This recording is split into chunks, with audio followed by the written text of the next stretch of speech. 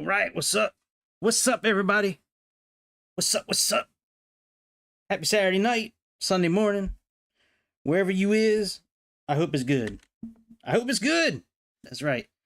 So we're gonna put a big old load up in this Antonov tonight. The people in Russia need a new boiler, and we're gonna deliver that boiler to them so they can get some hot water. So we haven't flown this plane in a while. It just had an update like yesterday or the day before. It was a small update, but nonetheless, it was still an update. So I just was coming in here to turn off the assisted checklist because, you know, why not? Anyways, if this is your first time here, welcome. If it's not your first time here, welcome as well. You can subscribe, hit the like button. Let me just get the grift out of the way first. So you can subscribe, hit the like button, comment, super chat, become a member, and what's the last one? And either like or whatever. What the fuck? You know what to do. It's YouTube. Yo, hey, what's up, bot? Welcome back to the cut. All right, so welcome back. All right, let me plug in my headphones. I was getting ready to start, and then I had a phone call come in. I had to take that. So we're getting a little bit of a late start, but that's all good. All right. So we up in here. Let's go ahead and get the checklist out. And then we got, let's make sure we got the external power already. Yep, we got some external power. Oh yeah, let me show you where we're flying actually. Let me show you where we're flying. So we are flying. So we're up here in Tixi, Russia, all the way like at the top of the world. And we are flying down to Yakutsk. Down here. I saw a documentary on these folks last night, actually. It's pretty wild, man, how they live. Like, the type of horses they got like the long-ass hair. But also, like, how they take a shower. It's like -40 most of the time or something like that here. It's crazy. But they do it. They do it. They got nice homes there, too, man. It's like, you know, they know what they're doing there, I guess. But, yeah, we're going to fly down there and help them get some hot water, because taking a shower for them is pretty difficult. They got to, like, take a huge chunk of ice with them to where they shower, and then, like, put it up in this thing, and then, like, heat it up so the water trickles out of it. It's like, it's a whole system. All right. So, let's see here. Parking brakes on. That's the first one. All right, let's turn on the batteries.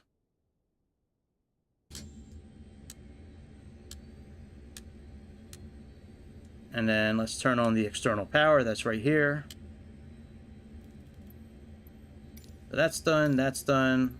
Let's take care of the APU. So the APU is right up here.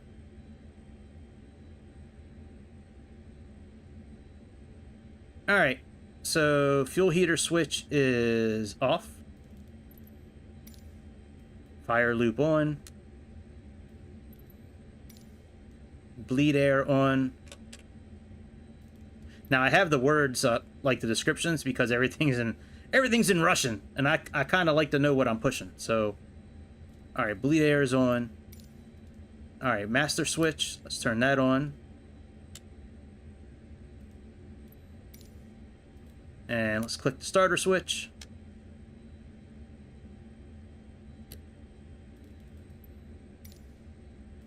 I did say hold for 1 second, but we should be okay.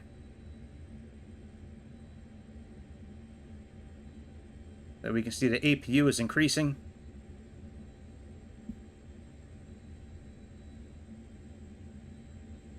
But yeah, we're going to get this thing fired up, get a huge load in it with that boiler. After we fire up the APU, I'm going to show you, and get the generators on, I'm going to show you a couple of things with the autopilot system. Alright, so that's good. Let's go ahead. Let's see here again. Fuel heater is off. Let's do the fire loop. Let's turn on bleed. Let's turn on the master switch. And let's push this in, hold it for a second. Alright, very good.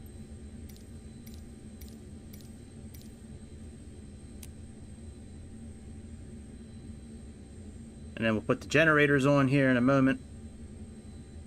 The APU generators.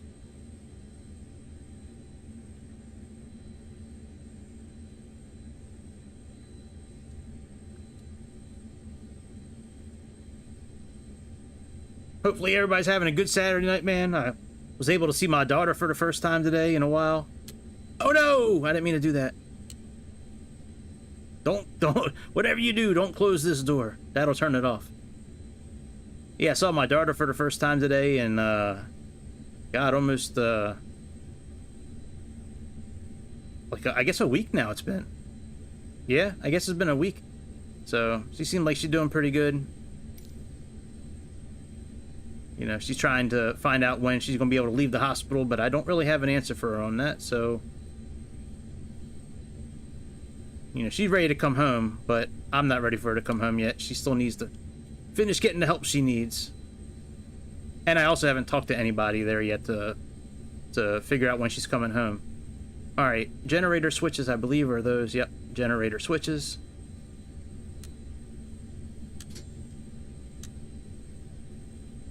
Alright, that's all done. I think those are the switches. Let me see. Oh, no. Alright, well. It's these switches, actually. Oh, they're already on. Son of a bitch. That tricky dicky. They're already on. Alright, we can turn these off. These are for the engine.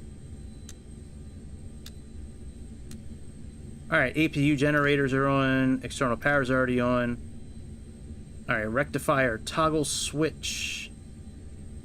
Those are, I believe, right here.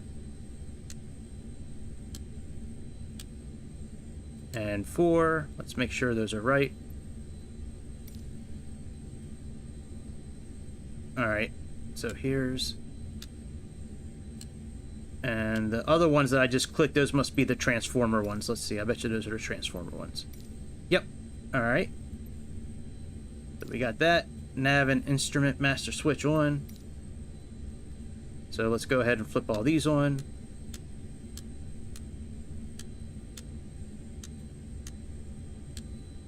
If you like flipping buttons and switches and shit, this is the airplane for you.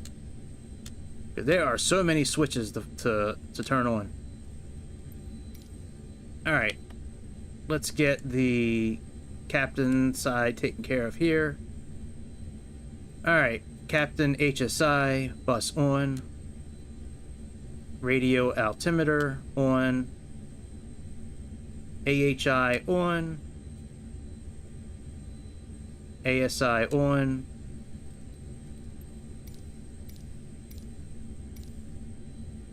Captain VSI TCAS button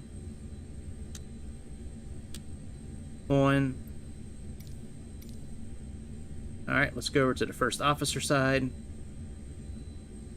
Well, might as well put our nav lights on while we're over here. Alright, first officer, bus switch.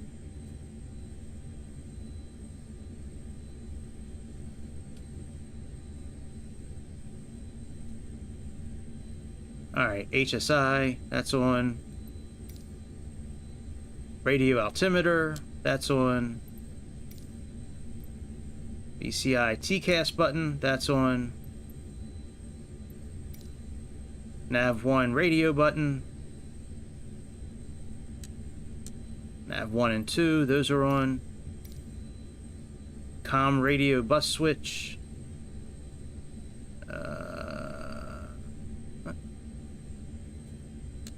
On. Air data. 1, 2, and 3 on. Nav light switches, we just already turned them on. Alright, so that's all good.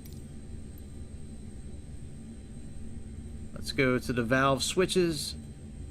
Make sure they're on rich. Those are hang on one second. Let's go down here real quick and click on OK. Well, we actually have to click on Enter. All right, that'll get the navigation set up. All right, let's make sure all these are on rich.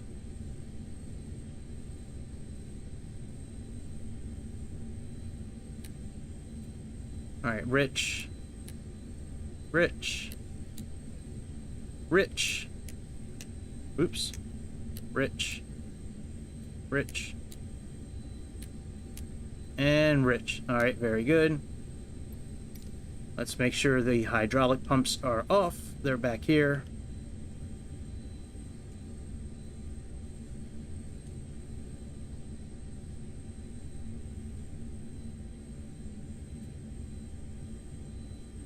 They should be right.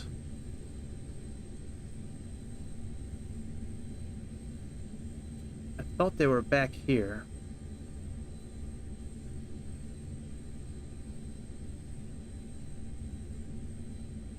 Give me a second. Oh yeah, right here. All right, hydraulic. Yeah, they're off. I think those are it.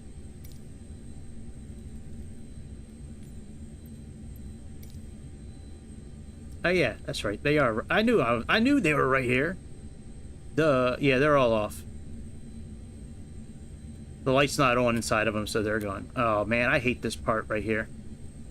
So I think I am going to do the assisted checklist for this part here, because all this is doing is just coming over to this little board here on the left and like pushing 1 or 2 buttons on each one. It's quicker for me to do the assisted checklist for that part than to go through it all. Hang on a second. Let's do assisted checklist. Apply and save. Go back. Resume.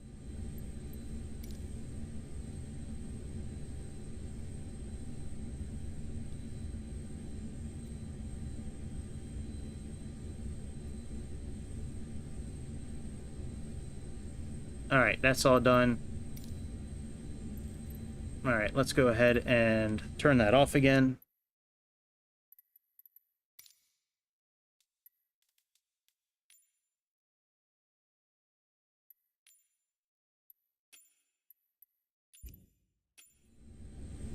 All right, let's go ahead and get our payload set up. So let's come down here. And we need to go to ground. Let's get the boiler set up.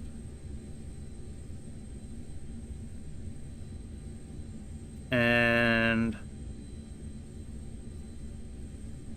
let's make sure our chocks are in. All right, now we're going to click on this main door here. Now we have it in fast, so the nose will start dropping down after this opens up. And we do have to move with the airplane, otherwise you may glitch and stay outside the airplane for the rest of the time. So make sure that you go down with the airplane.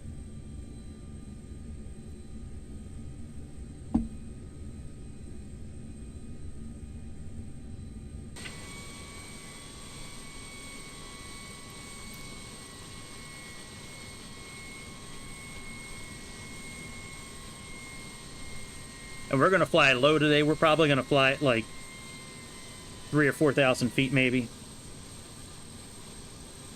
Oh, you know, we might not be able... We may have to do around 6,000, actually.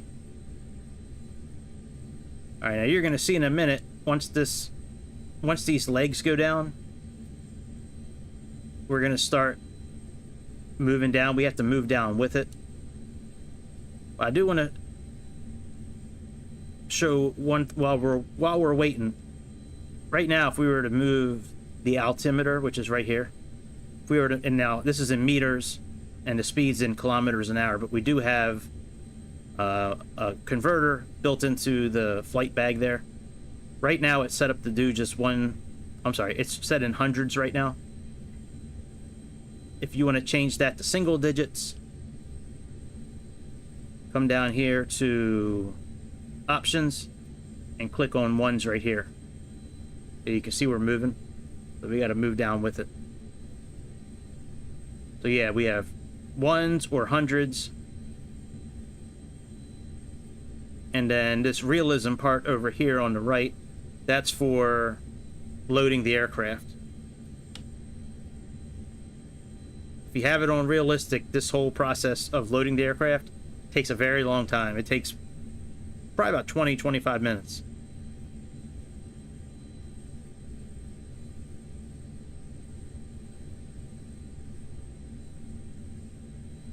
Alright, that's good. That's all done. Now let's go ahead and put the ramp down. Alright, that's working.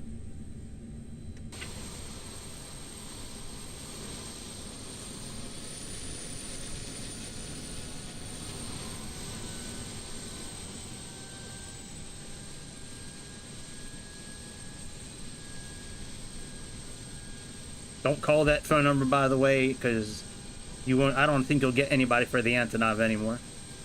Actually, you could try that number. Actually, somebody call that number and see if it's still able to receive phone calls.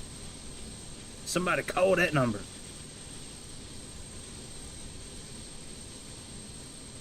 Alright, looks like the ramp is down. Let's go ahead and load cargo.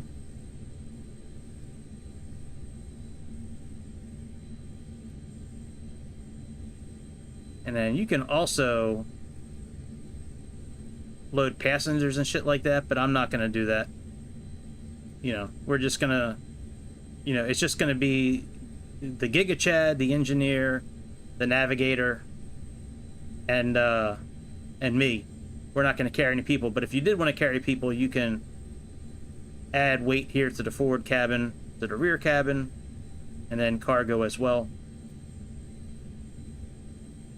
Alright, so now if we come around here, we should see the boiler.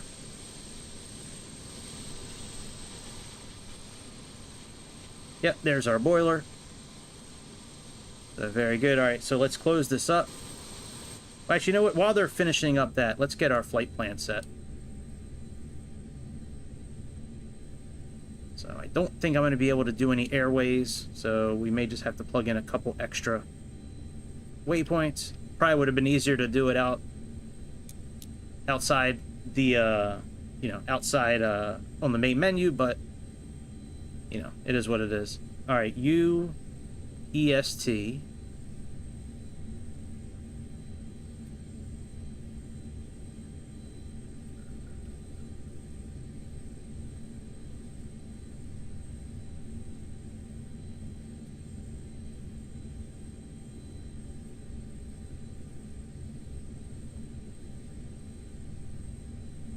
All right, UEST, and then we are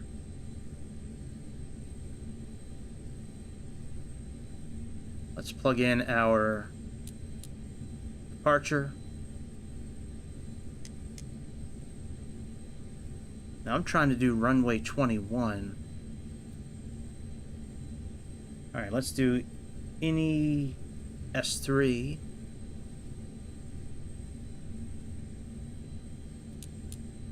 Yep, runway 21. Load.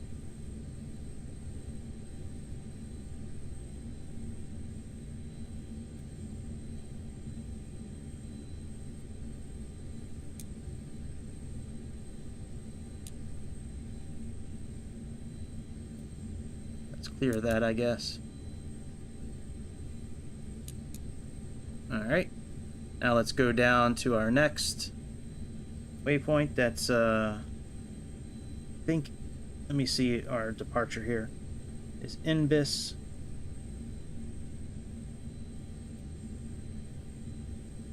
All right, UUEE. All right, we got NBIS. So let's type that in.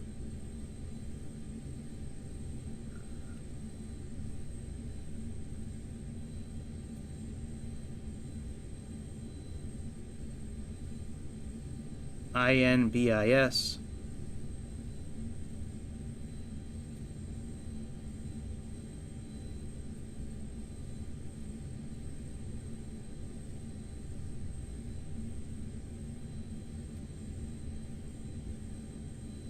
All right, INBIS.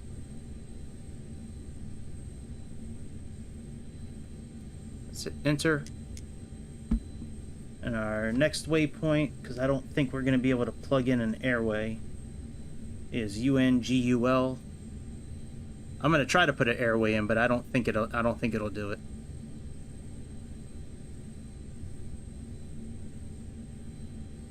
All right, UN.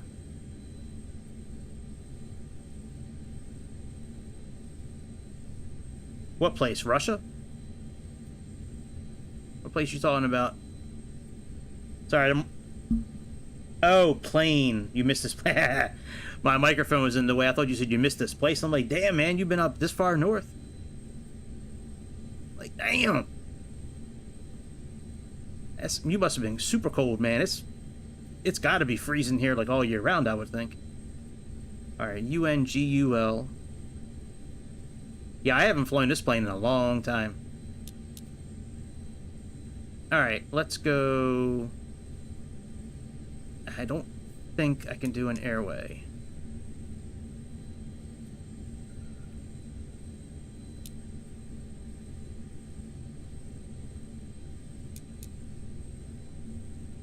Yeah, no airways. All right, is what it is. All right, let me put another waypoint in then. Let's do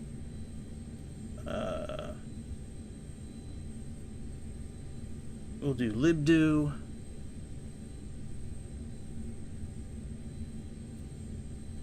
Trying to pick and choose some of the waypoints since I can't do airways. All right, let's see here. Libdo.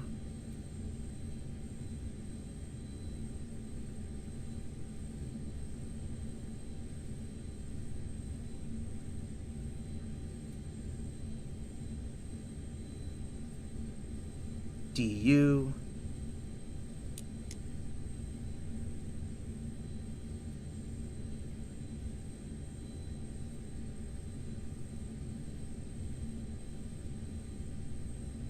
All right, then we got ARPOG.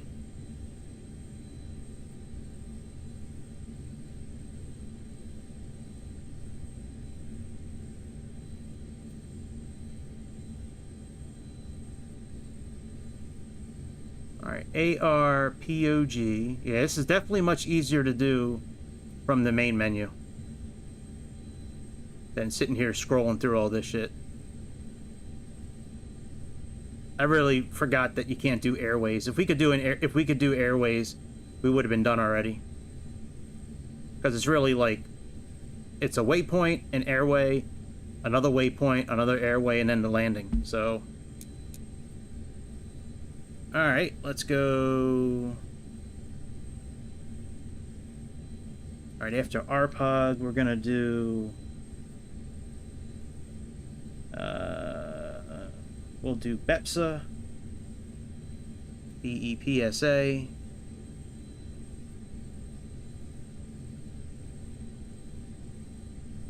All right, B,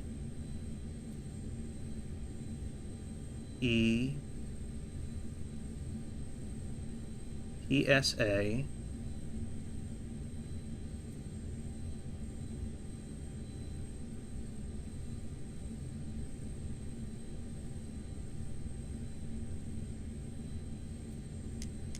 All right, and then from BEPSA, we don't have much farther. Let's put in one more waypoint, and then we'll get our... All right, we'll do one more waypoint, and then we'll put in our arrival. So, let's see here. All right, yeah, this one's kind of in the middle. All right, LOCDO.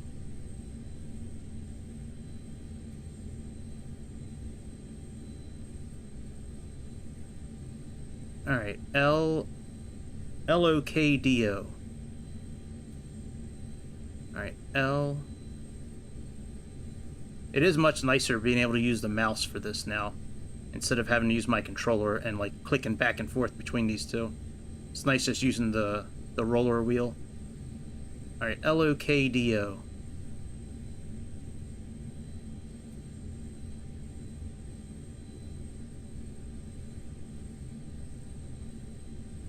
Alright, and after this, we're going to plug in our airport that we're flying to.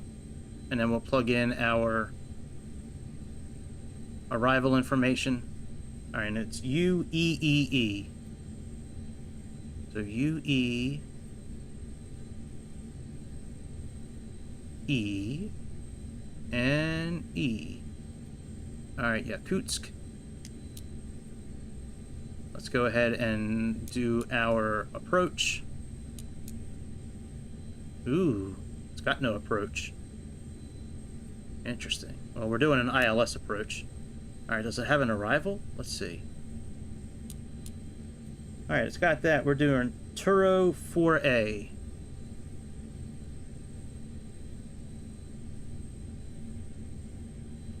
Wow, look at all these arrivals. Good lord. That's amazing. I have never seen this many in an airport before. Good lord. Alright, Turo. Oh, I don't see our...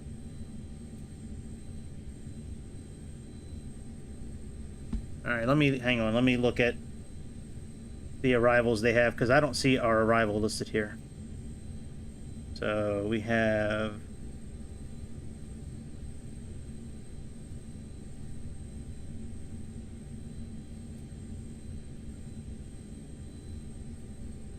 Alright, Turo 2A we have available. Okay, do we have 6D? We do have Turo 6D. We might be able to use that one.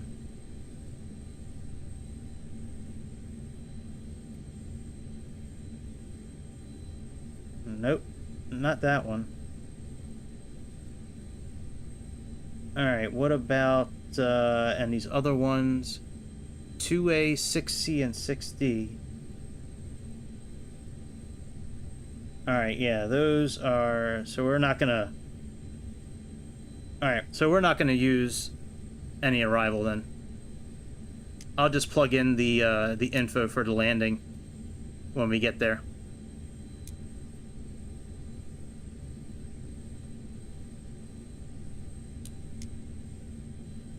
Let me plug in a couple... Let me try to plug in at least a waypoint for the landing.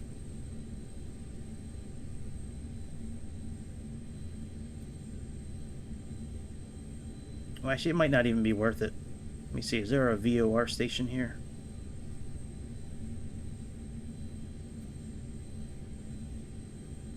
Yeah, they do. They have a VOR station. Alright, I'll just plug in the VOR when we get close.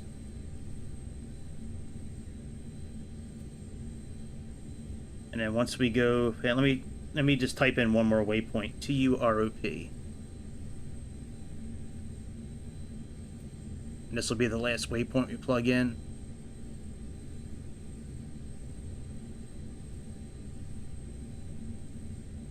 Alright, TU...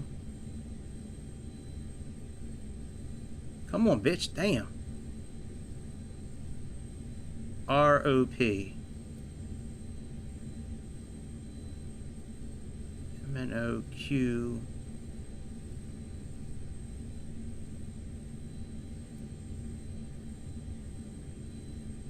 O and P.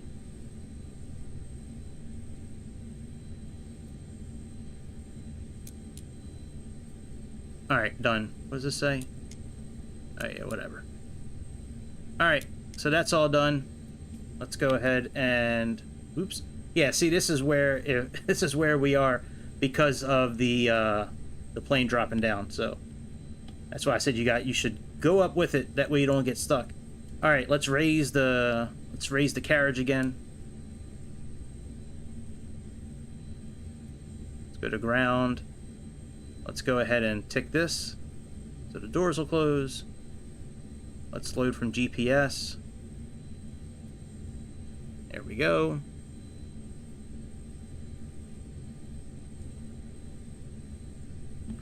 Now, I'm not really sure where the weather is. Let's see here. That's a clock.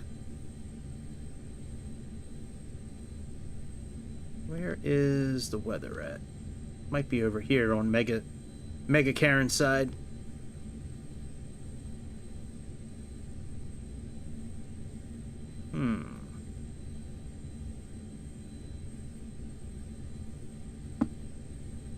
I don't see it there.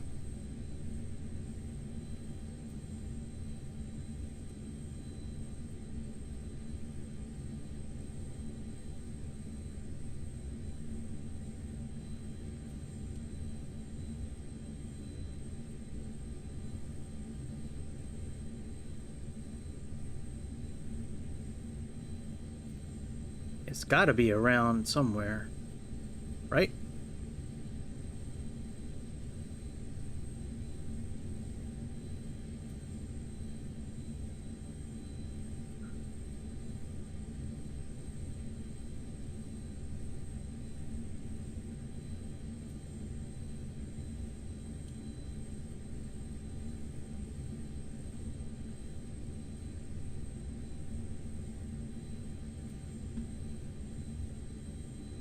All right. So let's look at the arrival weather. We have 10:20. Let's go to the converter. Let's put in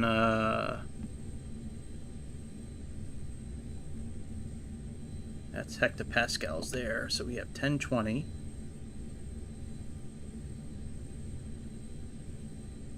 All right, so 765.07 is our inches. We'll plug that in there. All right, let's say 200 knots. That's 370, and let's do we'll do like, let me look at the map and see what we can fly at today. That's 3,000. All right, yeah, we got to get up to about 12,000 feet, at least for the beginning of our flight, because there's some tops that are around 9 or 10,000 feet. So let's plug in 12,000.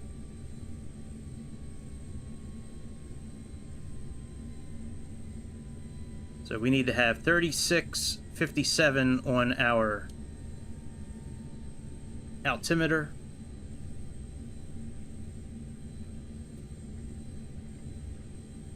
Now we might as well plug in the 57 part now.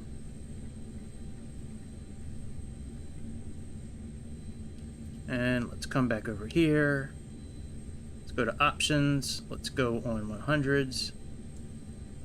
And let's come over here and do 36.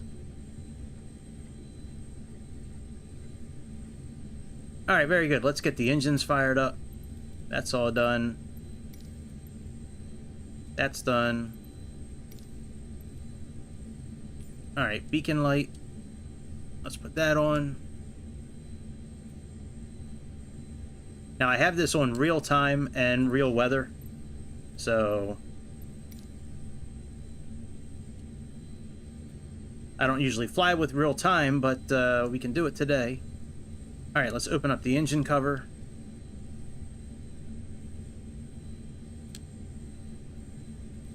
All right. Let's make sure the starter mode switches are on rich. They should already be on rich.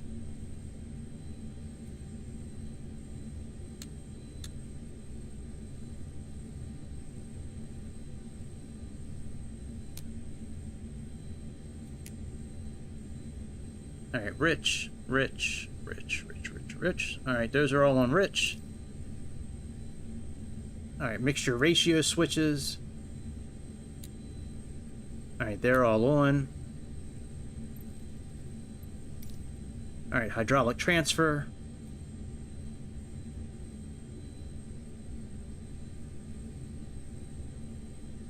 Let's turn those on. I'm not really sure where they want us to check the engine status, but I'm sure it works just fine. All right, let's turn them off again. FADEC switches are up top here.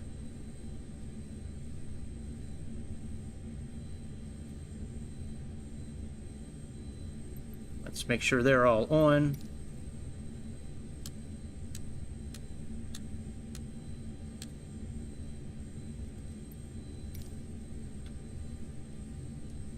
All right, auto start.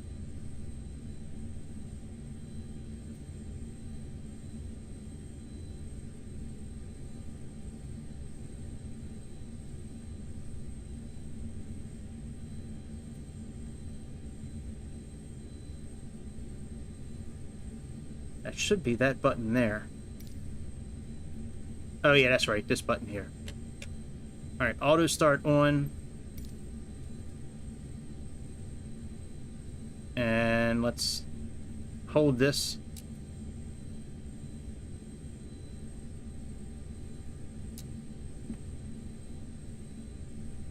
Alright, and that should start up all the engines.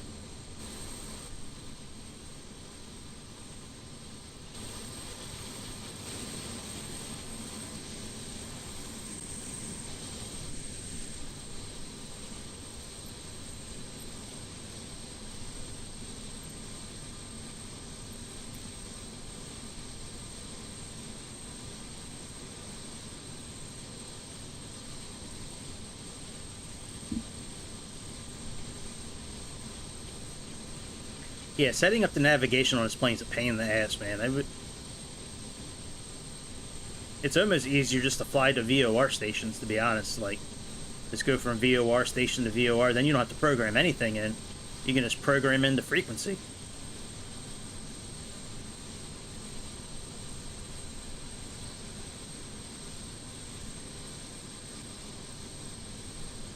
Alright, number 1's going good. Now, I would think number 6 is probably starting to spin. Yep. They start them in pairs, so 1 and 6 are good.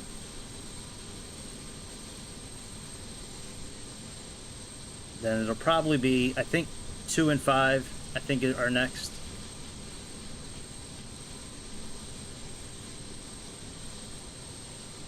But yeah, they have this auto start mode, and then they also have manually start, where you can, see, like, you can start 2 and 5, 3, and you can start them in pairs.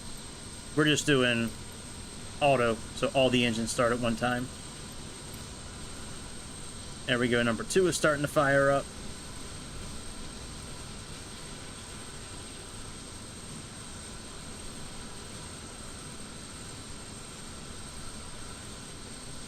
Now number 5 should starting to be kicking here soon. And then we actually don't have that much left to do. Got to turn hydraulics on, turn the generators back on.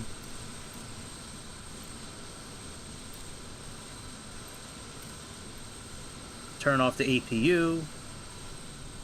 Flaps down.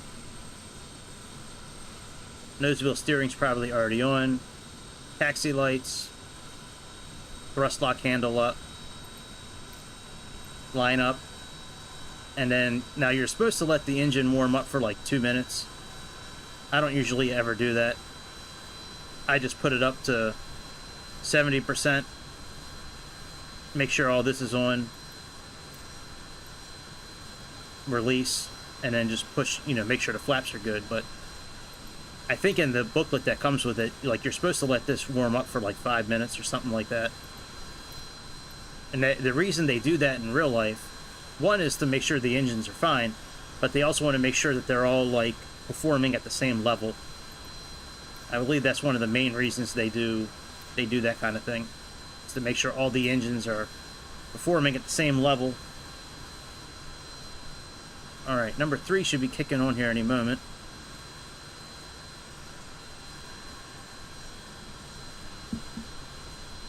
I said they go in pairs. Yep, there we go. Number 3 is starting up.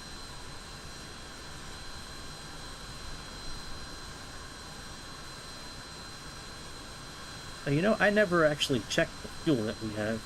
Let me see how much fuel we're supposed to have. So we should have about 63,000 kilograms. Let me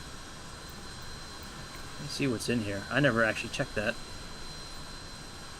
Okay, we're okay.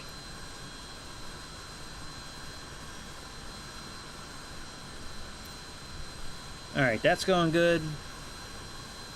And then number 4 is start spinning. Start spinning. Start spinning.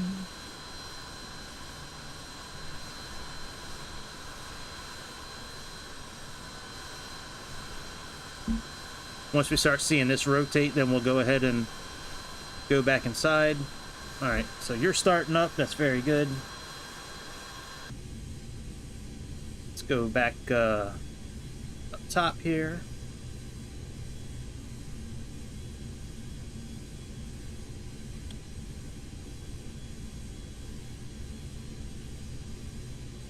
Here's all the engines right here, by the way. You can see number 4 starting to come up.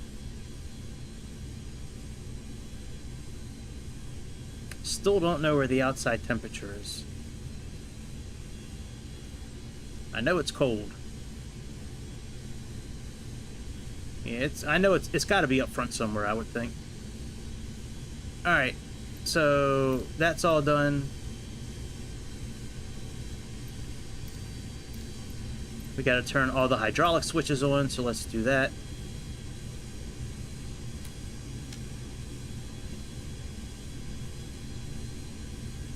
Oh, are they already on? Shit, they were already on. We never turned them off like we were supposed to. Alright. Oh, all the hydraulic switches are on. We were supposed to turn them off in the beginning, but we didn't. Alright, let's close the engine cover up. And let's turn on the generators. They're over here. They are right here.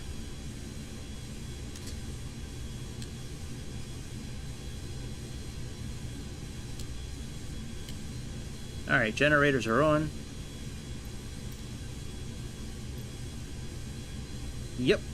Alright, let's go here. Ground spoilers. Where do we turn off the GPU? Oh yeah, we can retract that from outside. Okay. We can get rid of the GPU from over here. Let's go ahead and do that now. Let's get rid of the chocks and the GPU. And now let's go ahead and turn off the APU. That's right up here. Alright, so the left one, let's push the stop button. Push the right one. Fire loop switches off.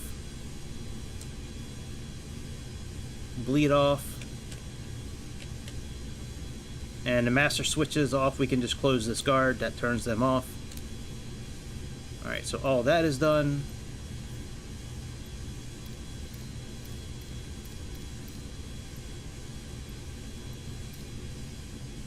Let's go ahead and move our flaps down to 2.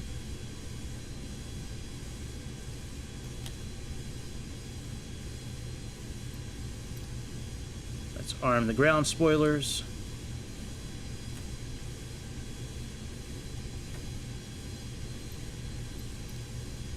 Reverse lock thrust. Let's put that up. Let's check our flight controls.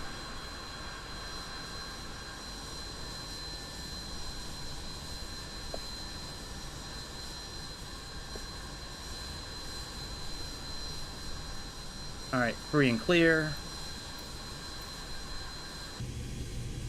Our nose wheel switch. Yeah, see, this is already defaulted to be on. Alright, taxi lights. Actually, let's put up some lights real quick here.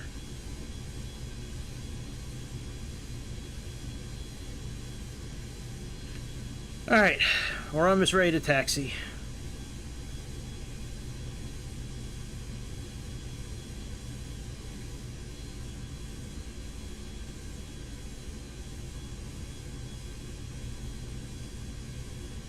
What does that say? AIS?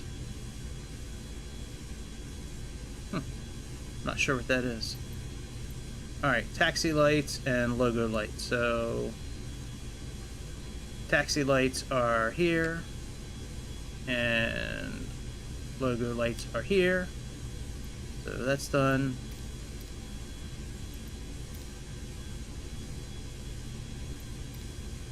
What is AS check and AS failure?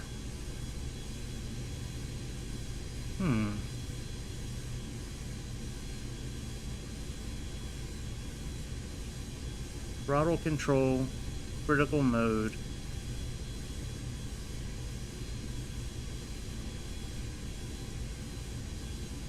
I don't think we've missed anything.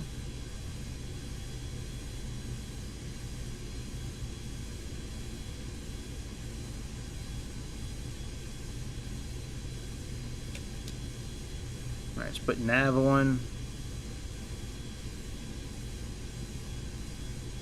And I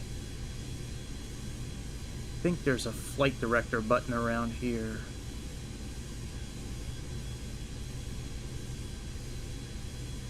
Could have sworn there was.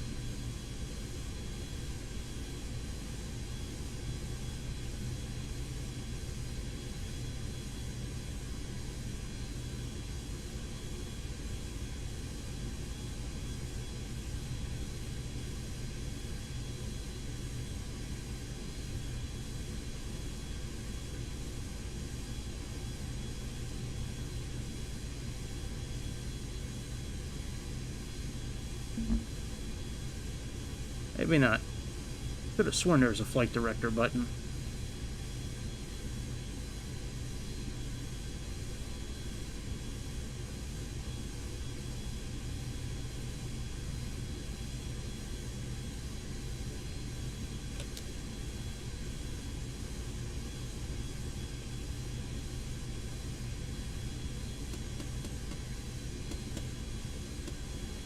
Alright, we got nav there. Alright, let's go taxi out.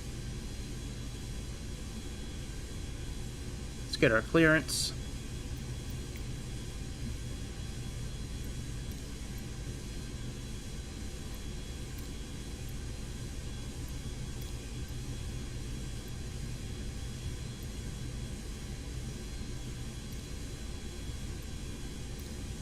Alright. Let's go.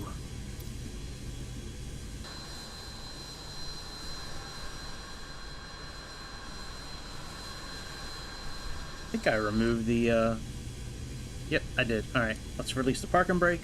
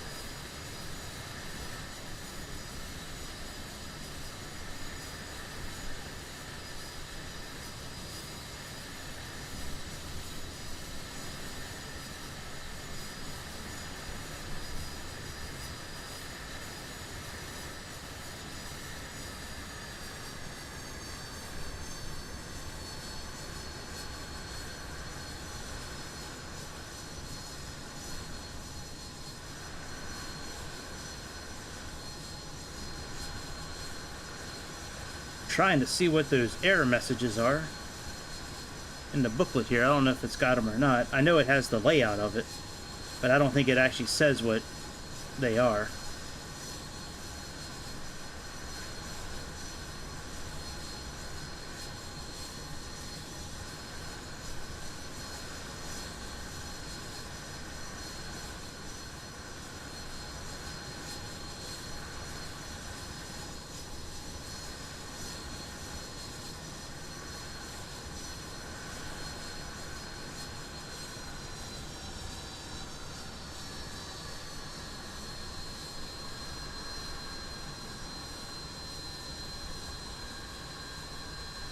Oh, critical mode says it comes on when the aircraft is stalling.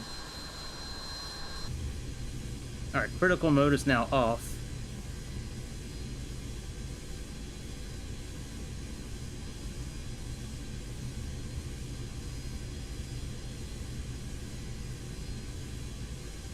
Yeah, I don't know what that mode is. That's what the A2 failure is.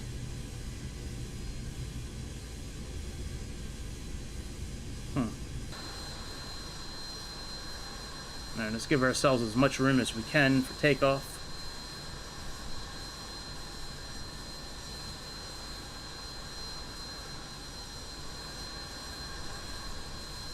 Yeah, I've never seen that air light before.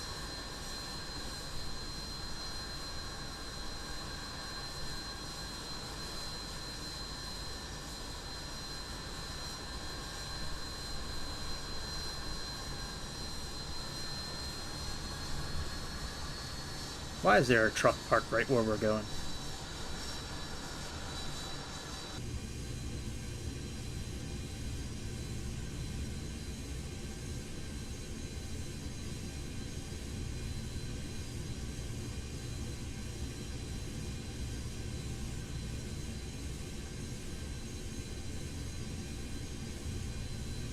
Alright, let's go up a little bit farther so we can get the blue arrows to move so we can get cleared for takeoff.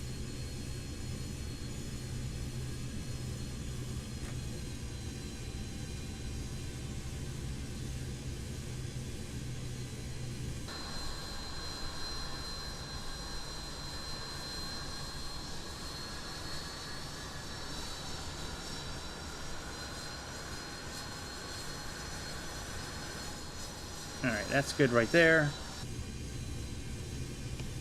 Park and brake back on. Let's set this to high idle.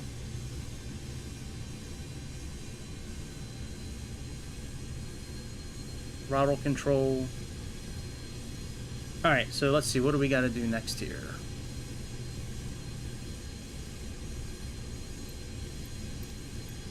Request takeoff clearance. Alright, that's done. Alright, let's line up, then we'll warm the engines up.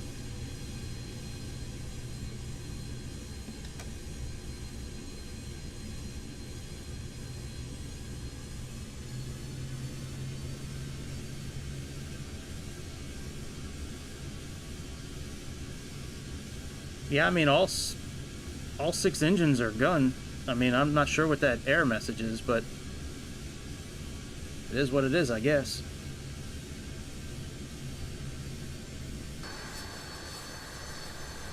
Stupid truck. They always got vehicles like playing chicken with us in this simulator.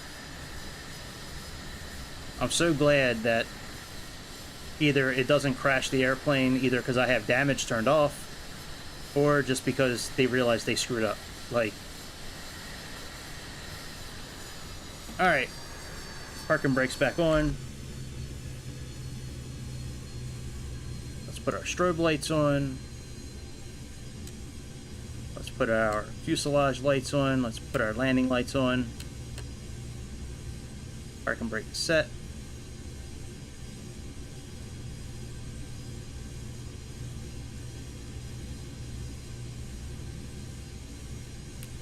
Ground speed. IAS and APK 36. Okay, indicated airspeed, that's fine. Alright, so let's move the throttles up to 70 on N1 here.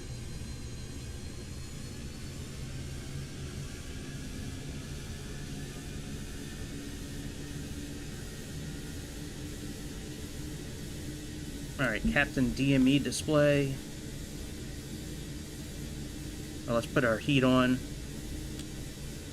Put our fan on too. Let's put the DME on. And then first officer, DME, fan, and heat. Fuselage and wing lights on. Alright, takeoff.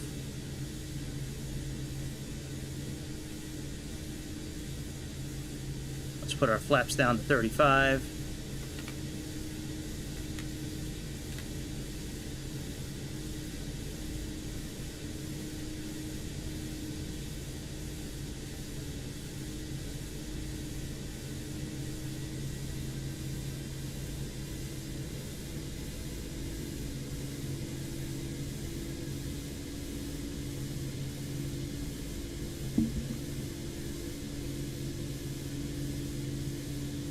Alright, so we got to rotate, gear up, landing lever up, the latch we got to do, and then wing lights on and off. Okay, very good. Alright, let's go take off. Let's release the parking brake. Let's go toga.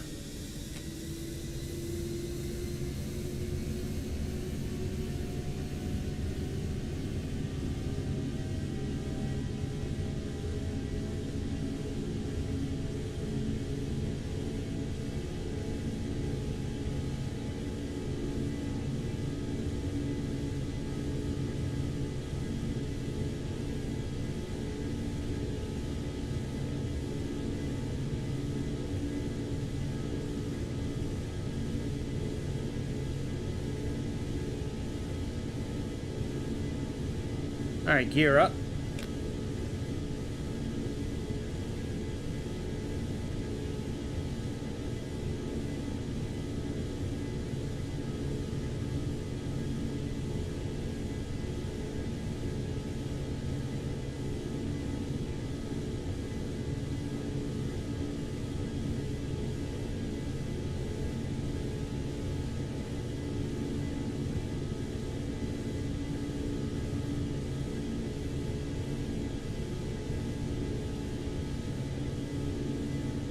Now we have to lock the landing gear. So, whoa bitch, what happened?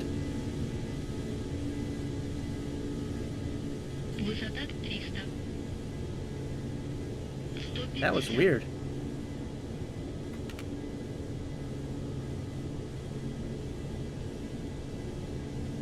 That was really strange. Alright, let's get back on track.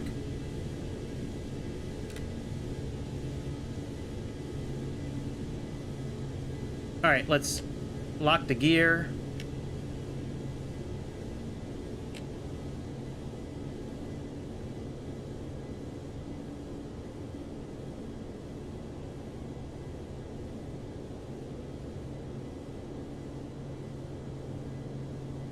Put the reverser down.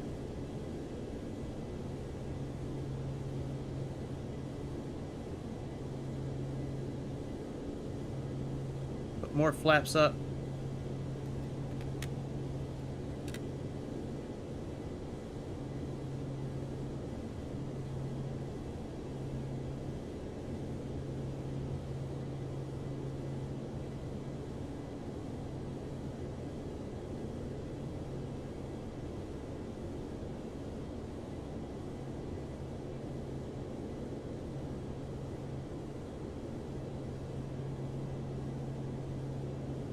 Alright, we're starting to come into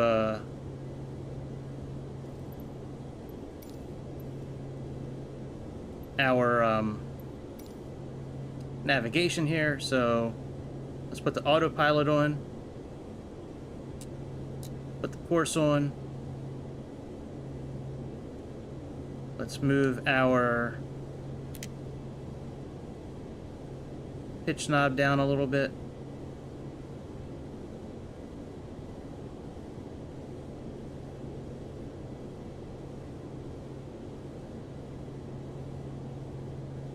Alright, now throttle control is not working, so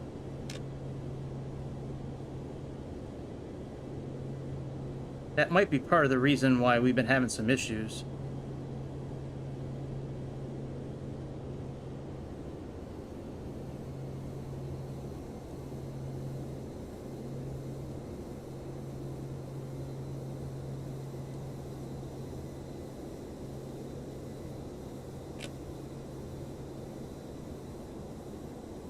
Alright, we got rid of those error lights. Alright, fuselage, I think can go off. Let's retract. Turn those off. And what did it say? Not there. Landing lights, I think it was.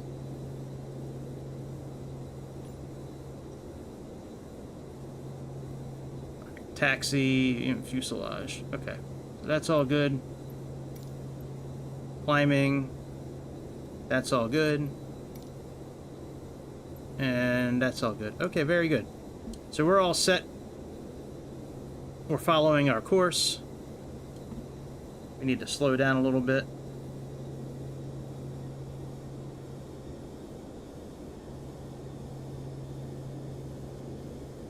Let's do, all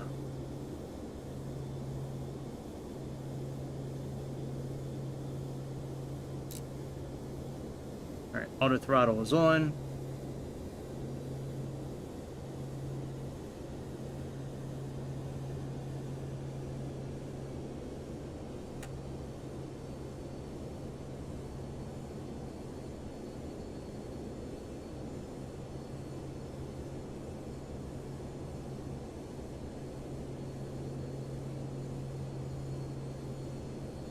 I never did adjust the pressure. It's not that big of a deal now, but yeah, we never did actually adjust the pressure.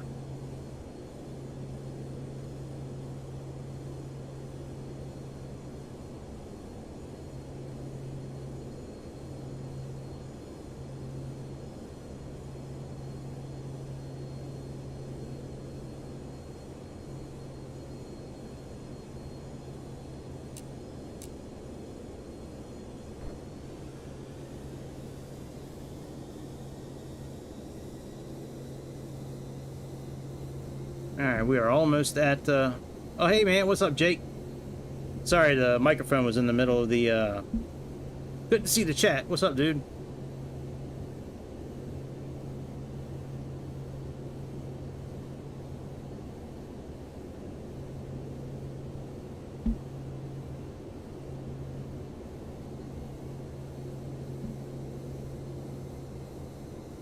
So, with this plane, when you are moving the gear, hang on, let's see what's going on with our flight plan here.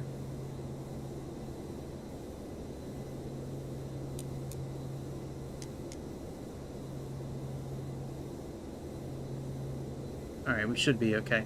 So when you move the gear,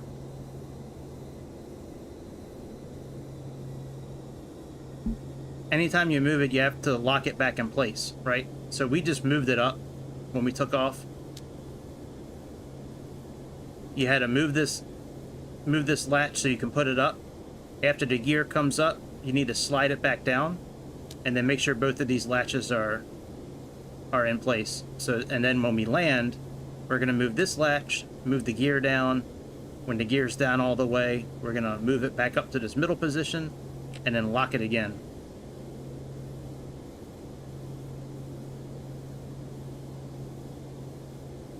All right, what altitude are we at here?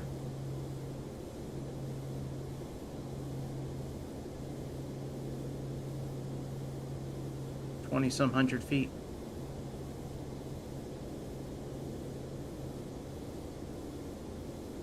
Oh, here's our borrow. What did I say it was before?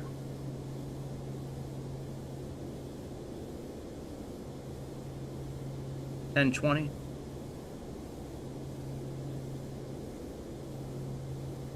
I didn't realize it had actual feet in this thing. All right, 2,500 meters. We need to get to 3670, 3657.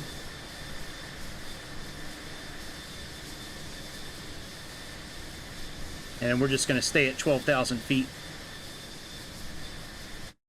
And let's actually go ahead and turn on photogrammetry like we typically do. Yep.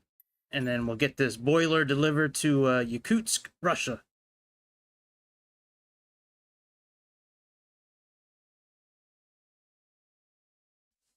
Maybe they'll get a little hot water tonight instead of having to use an ice block to fill up their shower.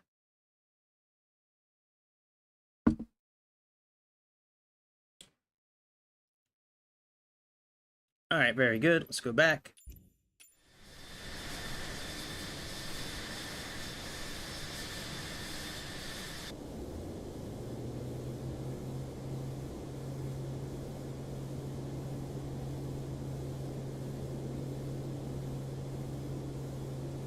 Now, we could actually climb in IAS mode if we really wanted to, I guess.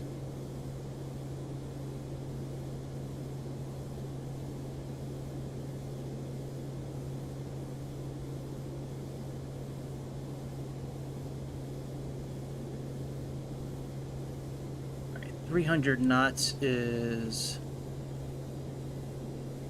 370. Let's set this for 370.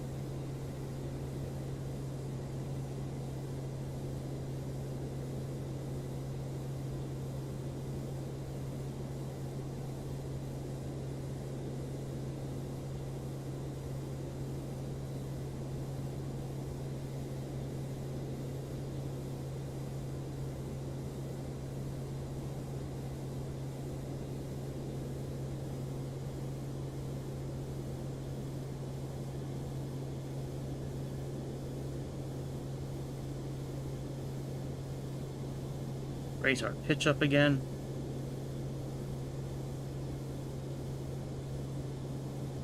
So we can get up to 12,000 feet.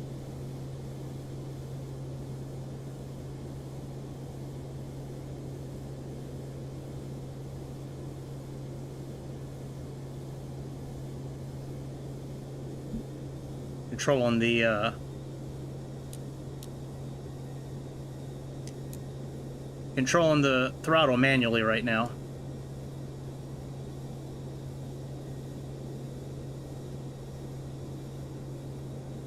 Alright, here we go. And then once we get to 12,000 feet, we'll select this altitude button here. And then click on the auto throttle.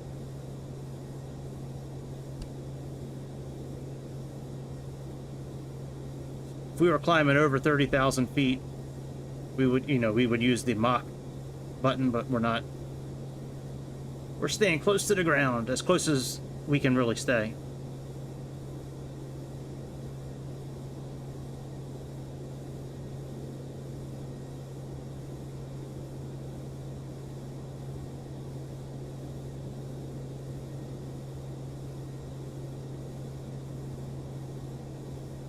You can use this vertical wheel if you want. The blue is climb, the brown is descend, but I've never had any luck using either of these two buttons and that. I've always done much better just using this wheel here.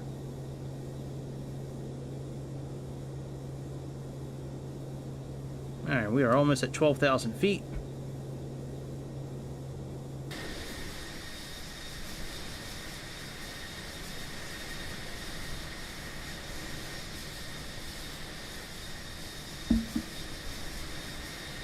I'd worry about icing equipment, but there's no clouds around, no mist, so I really doubt that we have any icing concerns. Plus, I still don't really know where the outside air temperature is. I'm going to look for that after we level off here.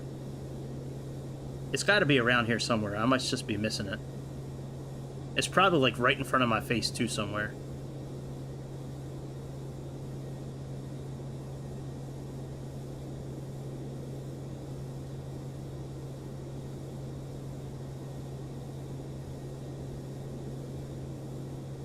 We are almost there.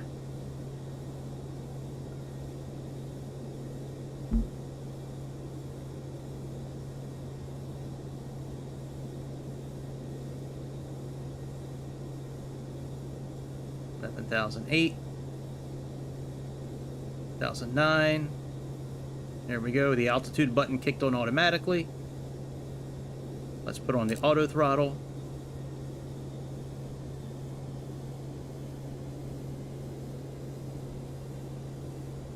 And this plane will get us to 370 automatically. So when you have the altitude programmed in here, when you get to it, this should kick on automatically. And we got 300 and... Oh shit, that's wrong. That's wrong. That's for 200 knots.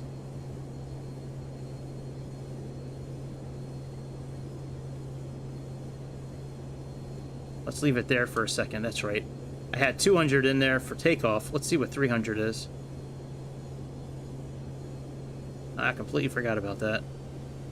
Alright, 300. 555. So we were already right there. So let's go to 555. Alright, there we go. Alright, now outside air temperature.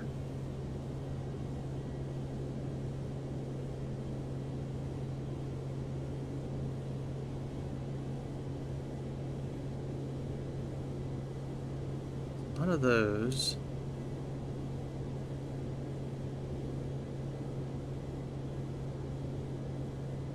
That's a clock. I don't think this is a clock. I mean a temperature gauge. Yeah, I guess I could look in the booklet. I guess I'll do that.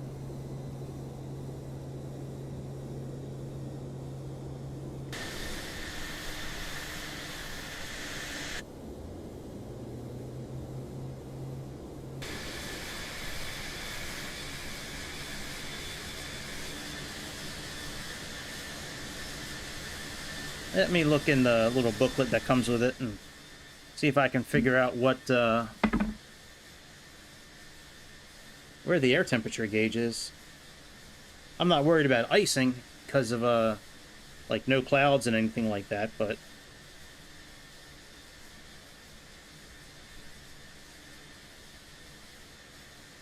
all right.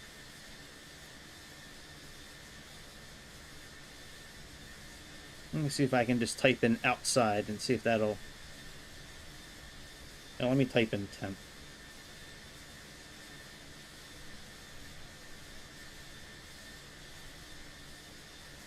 Alright, no results for that. Let's do out.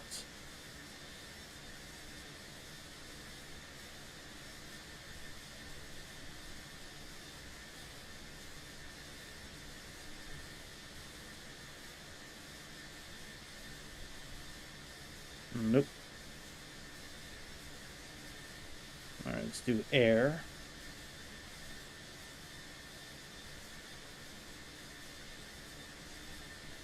Well, oh yeah, aircraft, no wonder, okay. Alright, let me just go through each one of the pages real quick.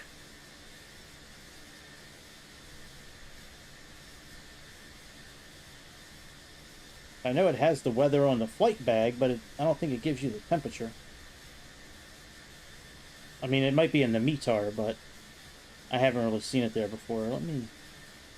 Alright, spoiler, landing, GPS, lights, pitch trim, electrical panel, fuel panel, engine panel, hydraulics, comms and nav.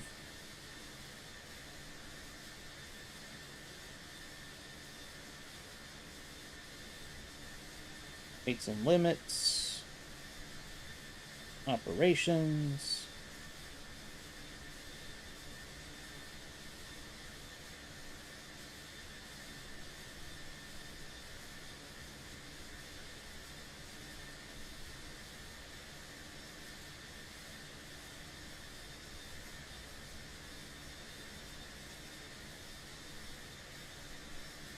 alright, yeah, I don't see it. Alright, whatever. Whatever, no big deal. I don't really think we need it anyways, but let's look around just a little bit for it.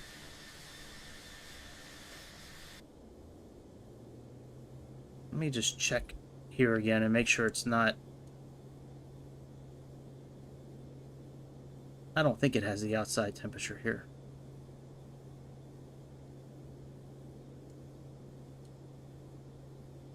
No, not the actual temperature.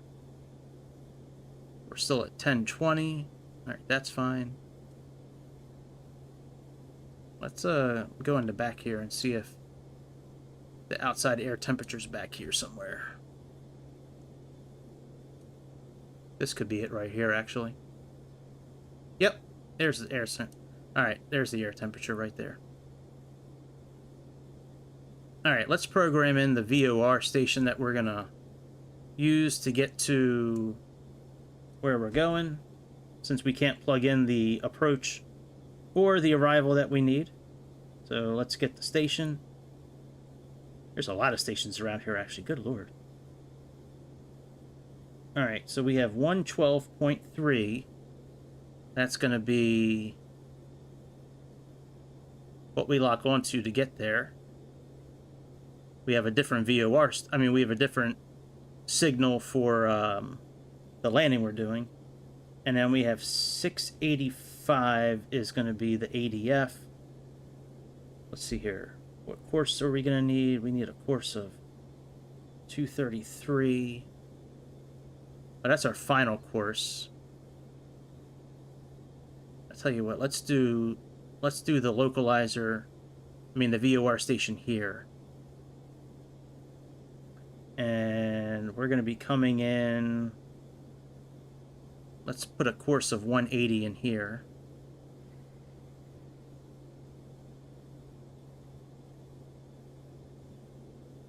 Okay, and we have 111.7. That's going to be our localizer for our landing, and we need a course of 233.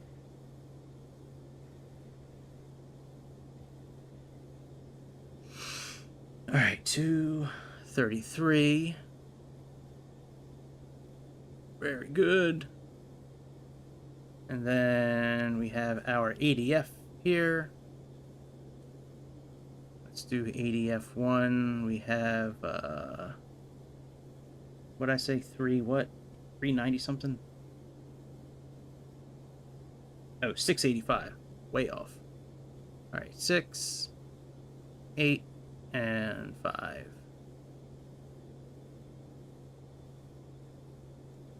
All right, that's all good. We're all good there. I don't think we can go down below and check our load.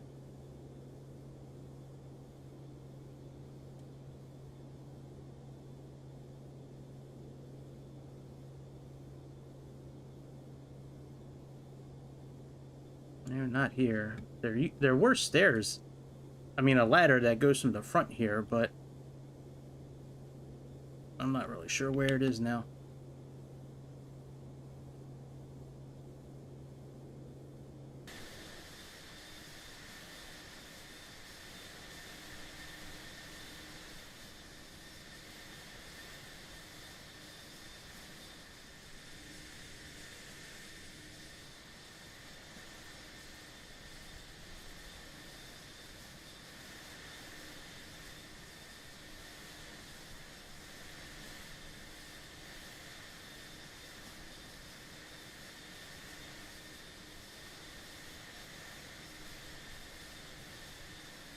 Stage 3, all right. Now, once we get past a certain point, we can lower our altitude down quite a bit, because I'm trying to stick close to the ground.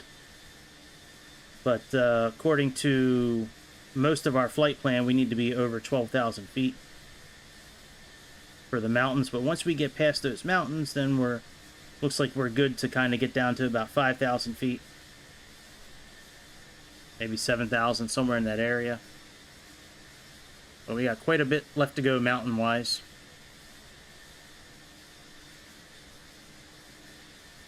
Now, let's speed up a little bit.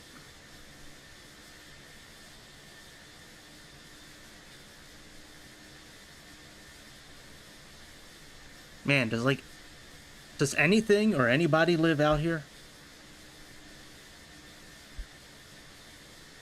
I'm sure there's got to be some sort of people that live out here. It's very rare to have some place on Earth where, nobody is.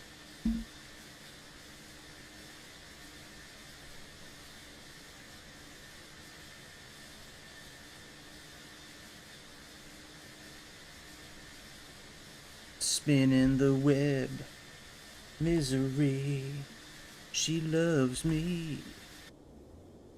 Oh, but I need her more. Misery, she kills me. Oh, but she's not what I'm headed for.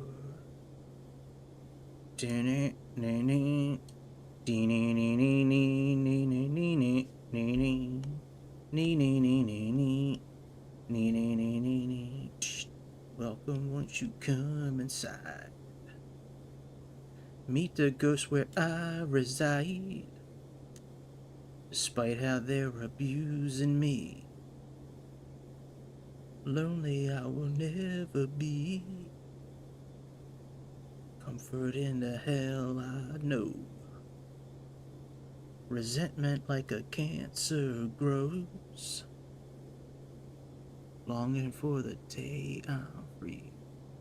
I don't know what this is here.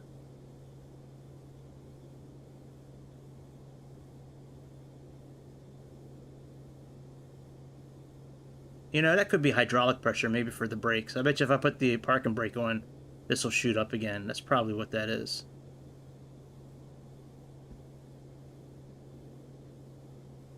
So this is our altimeter. This is our HSI, our CDI,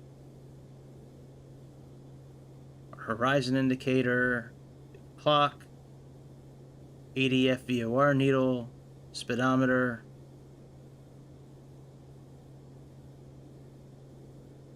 I don't know what this one is either. This could be, this might be radio altitude. Yep, radio altitude, okay.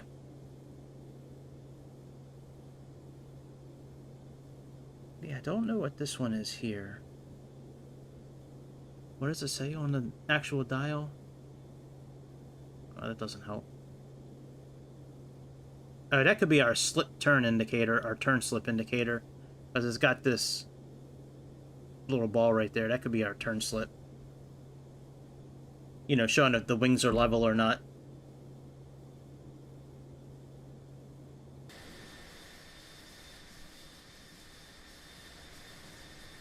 Let's go back. Let me look at some of those gauges and see if I can. I'm very curious what those couple of gauges are there. I don't know if it'll actually say what it is. Yeah, it just says cockpit instrument. I don't know if it'll actually give us the dials. That sucks. That's just lazy. Inabuilds being lazy. Not telling us what them dials are. Just says Captain Instrument Panel. Doesn't say what the instruments are. You son of a bitch.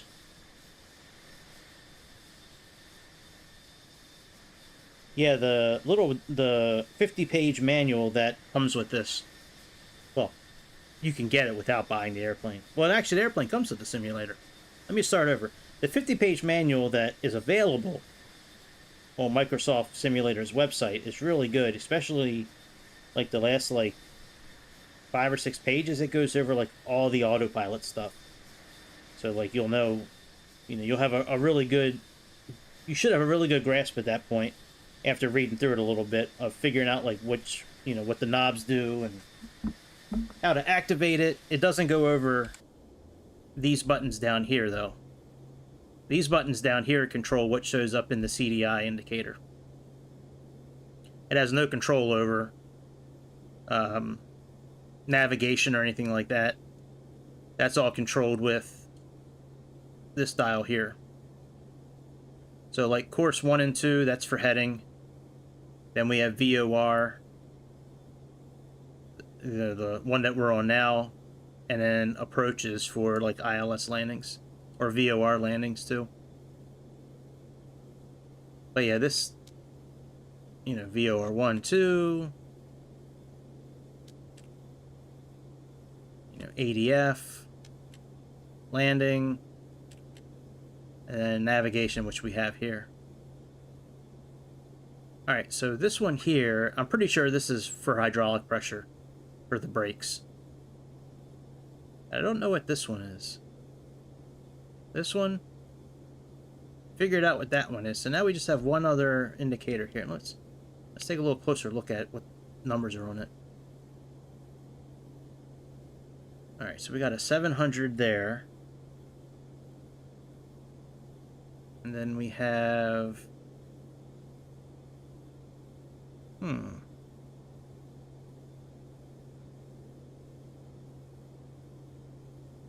anybody knows Russian, you can certainly decipher this.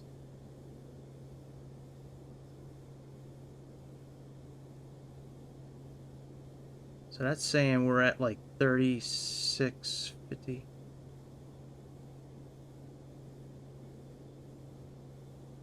Maybe this is for barometric.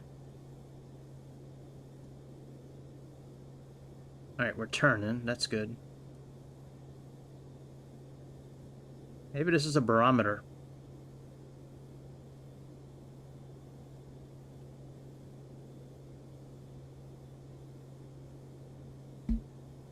Maybe this is like our barometric altitude. No. Oh, yeah. Okay, so we have BBL, COTA. So this is another altimeter here. Oh, here we go. Standby altimeter. Geez, all I had to do was just fucking move my thing here. So stupid. Ugh, good job, Greg. Way to go, Greg. I could have sworn there was a flight director in here, though. I mean, I fly so many airplanes, I could be getting myself confused. But I could have sworn that there was one of those.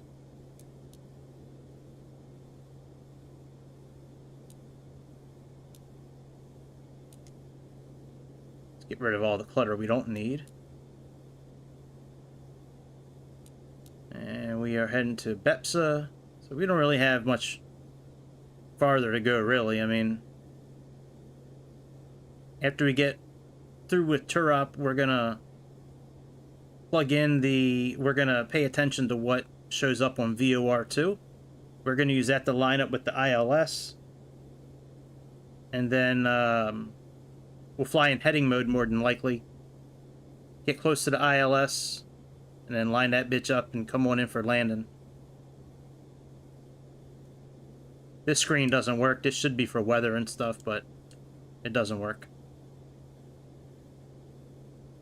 Maybe in the new simulator, maybe it'll work.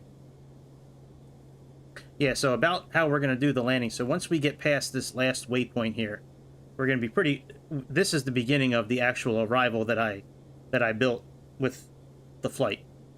The arrival... There are arrivals in here, but not for the runway we're using. So we're going to, you know, just go old school, kind of. So what we're going to do is we'll put this one on VOR2. You know, the course will be correct in here. You know, the 180. So that'll have us pointing at, you know, the right way, at least to... That'll have us pointing... Should be pointing directly to the VOR station. And what we're going to do there, we're just going to fly like a little bit on a southeast kind of heading. Adjust our course here for 233, and then once we get lined up on 233, then, you know, we'll make our turn towards that heading. This side over here will already be programmed for the ILS, and then once the ILS starts reading and we get the flag and all that, we'll go into approach mode, which is done through here. So what we'll do is we'll go ahead and move this to approach. And then you need two buttons again. We need this one, which is like, this is like LNAV. And then we'll engage this vertical button here. So even though it says pitch hold, which it is, this also acts as like the glide slope. This is what you need to push in order to capture the glide slope.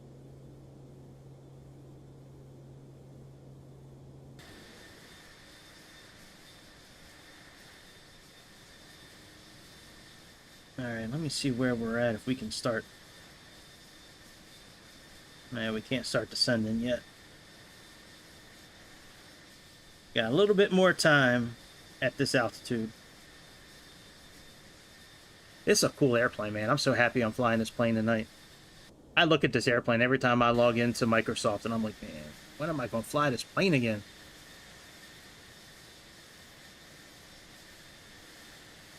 Let me make sure real time is still on.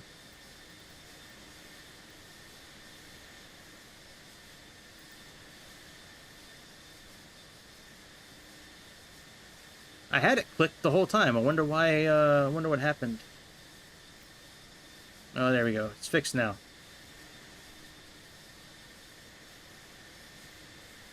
She waits. Misery. She needs me. Ooh, ooh, but I need her more. Misery. She kills me. Ooh, but she's not what I'm headed for.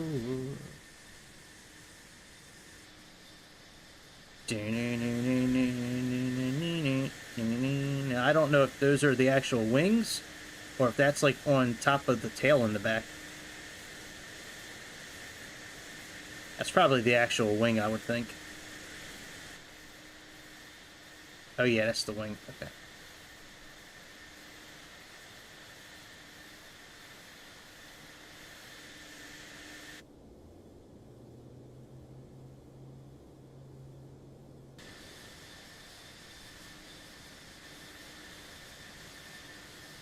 Trying to find like a good camera angle to kind of sit on, but I don't really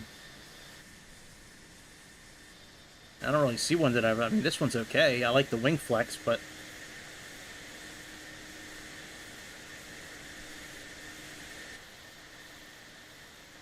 I guess this one's okay.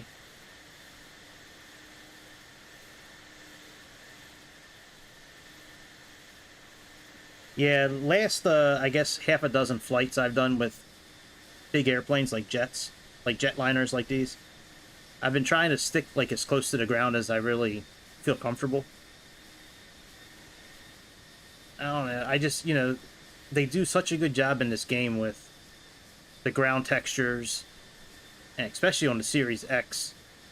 With all them teraflops working.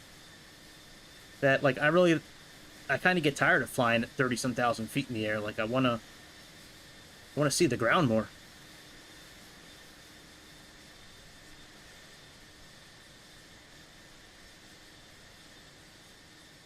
Yeah, see, it looks like we're getting ready to start coming out of the area here where we really need to stay at 12,000 feet. We can probably start lowering down once we get past this area. I'll have to check out where we are in ratio to what I built on Navigraph here.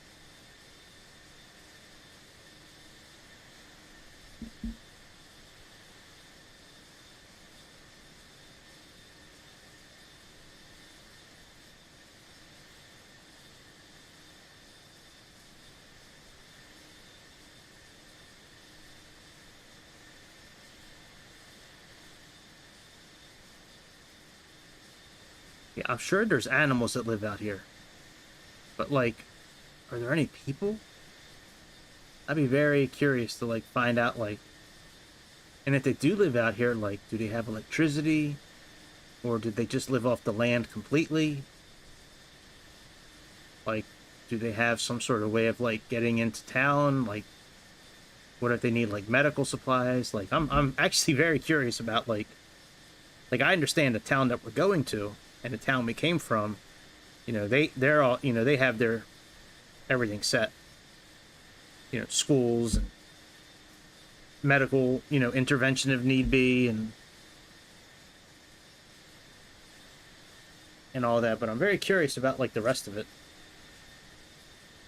Like this is really close to China. Like, like I don't know. Just very curious.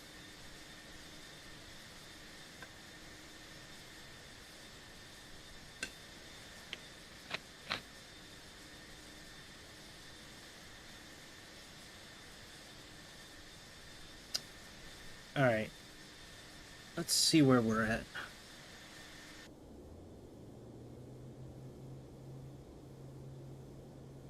So we still haven't made it to Bespa yet. Okay, there's Bespa. And then once we get past... So once we get close to Lakdu, we can... Once we get close to this one, we can go ahead and start, lowering our altitude again. Let me see what they say our speed should be for landing.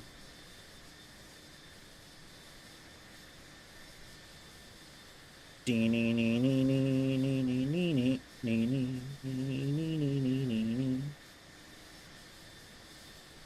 shutdown, landing procedure.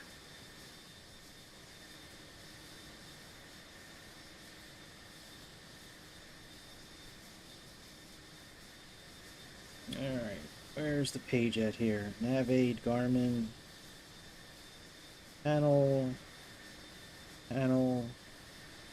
Here we go. Flight maneuvering, approach.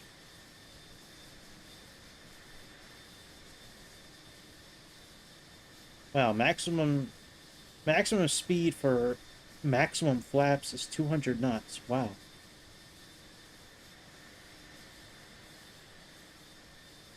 Okay, maximum limitations. It doesn't give us an actual, like, speed that they recommend. I'm guessing. I mean, if maximum flaps is 200, but that's also takeoff flaps too. I wonder if it has it in the checklist at all. Alright, approaching airspeeds.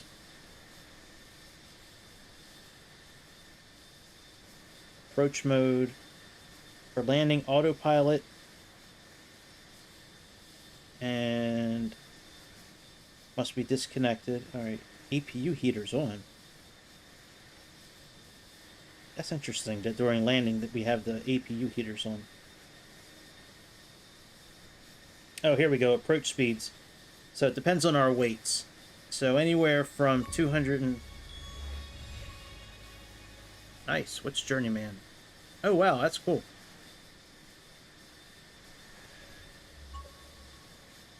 So we got to land anywhere from 125 knots to 150 knots, depending on our weight.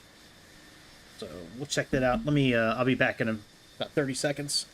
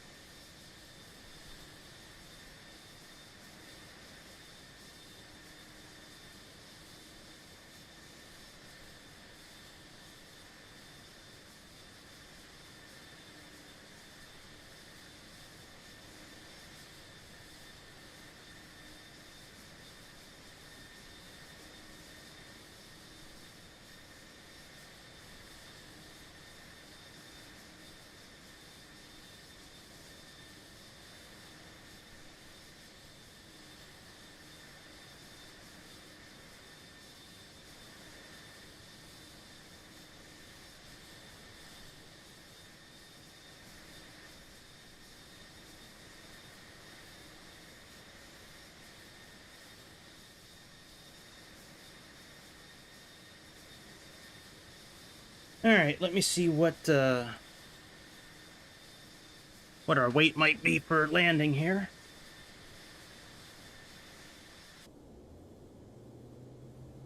Let's go here. Let's go here.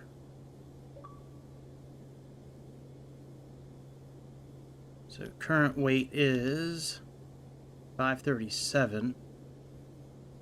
So right now, if we were going to land, we would need to be at 150 knots. Okay. Very good.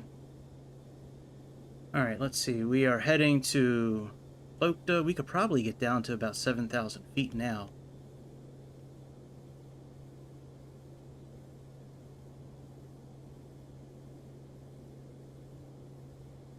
Well, let's wait till we get a little bit closer, I guess.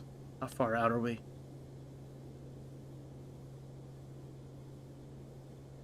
Oh man, we still got 128 miles. Jesus. Alright, let's go menu. Let's put on the data fields. Let's go here. Let's go menu. Oops, wrong thing. Sorry. My bad. Gotta hit enter. Alright, data fields, enter. There we go.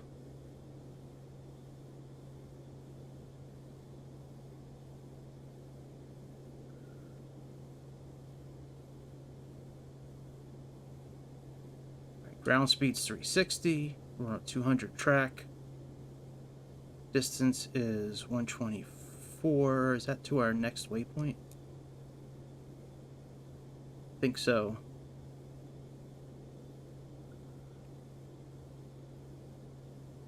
All right, let's speed up a little bit.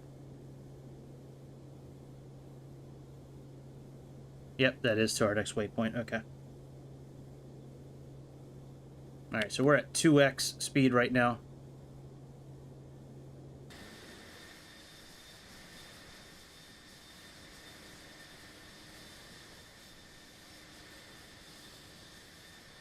We'll drop down to 7,000 feet once we get closer to where we're going, to our next waypoint.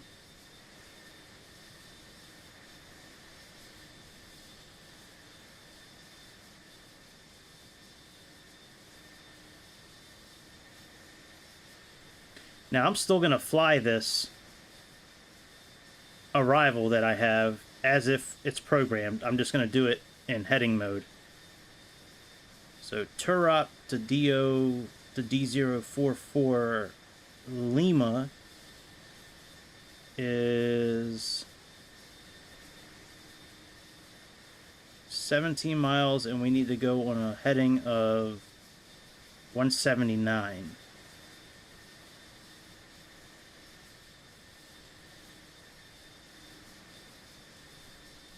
And then looks like we can get down, once we pass Turop, we can drop down to about 3,000 feet. 1960 is our capture point. Localizer.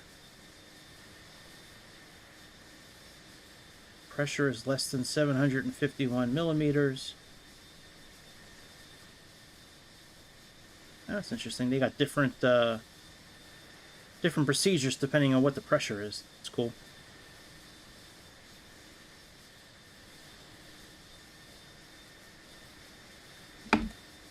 It's back in landscape mode.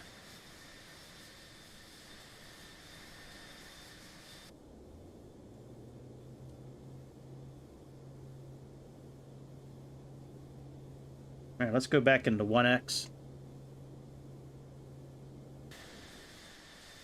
I always get a little nervous doing 2x. Unless we're in the unless we're in the 737 or the DC-6. Those I don't mind going faster.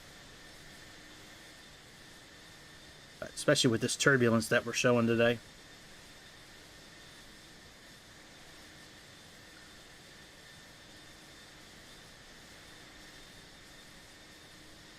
It's like God's country out here, man. So much land.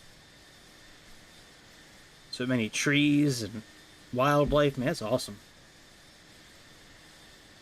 It would probably be so quiet living out here. Unless there's like unless there's like forestry out here. You know, where they chopping down trees to make paper and desks and shit like that.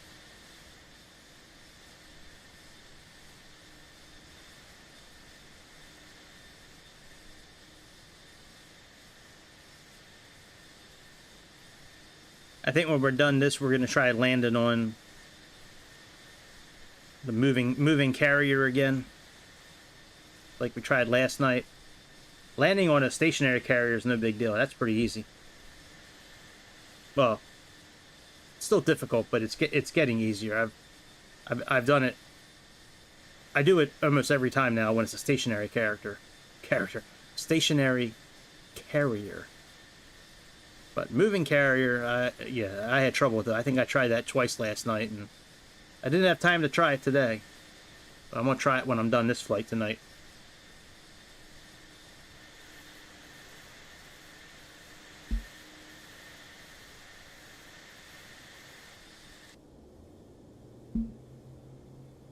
Alright, we got about 40 some miles to our next waypoint.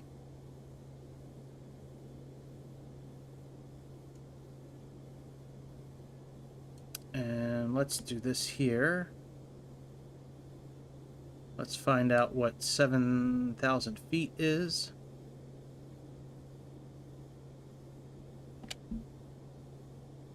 So Let's go back. 7,000. That's good. Let's see if the METAR is still the same.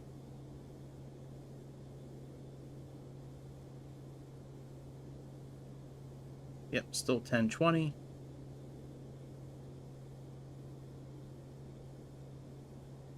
Oh, we have weather here.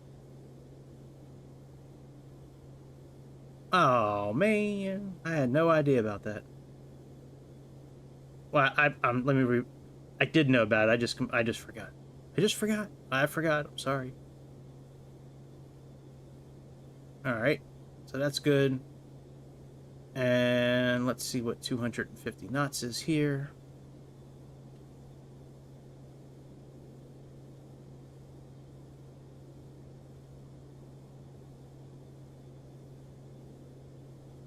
All right, 287. Okay.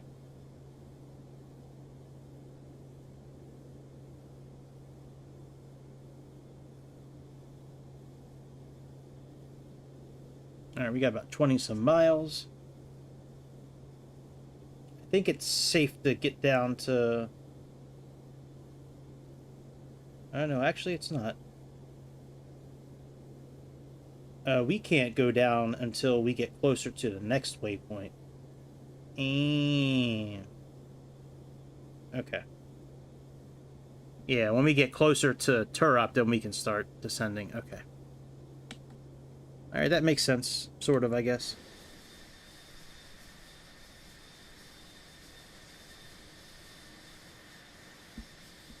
It's interesting to think that this all was, like, underwater at some time.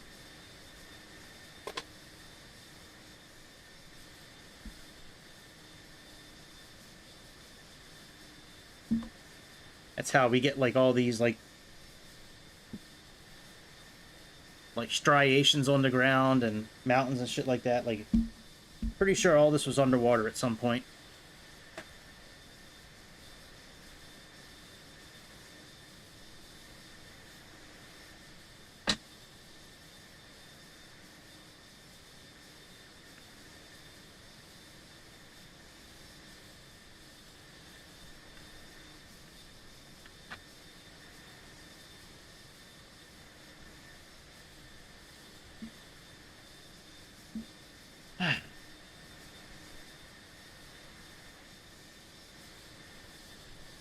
We're still at 1x speed. And we should still be in real time. Yep, real time, live weather.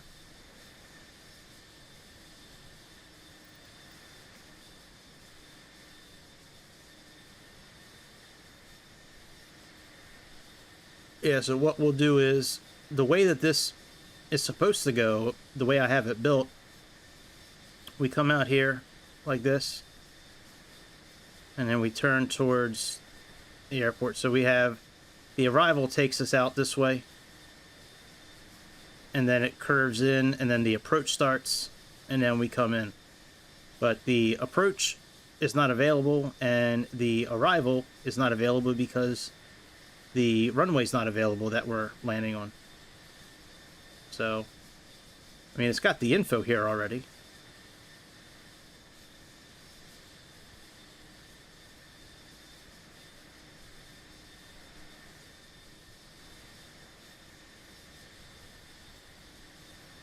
You know what? It doesn't have the ILS info there. I wonder if it's going to allow me to do it. That'll be interesting to see if it picks up the localizer and shit. Because in real life, it has it. For runway 23. Oh, there's only one runway, 23. There's 23 and 5.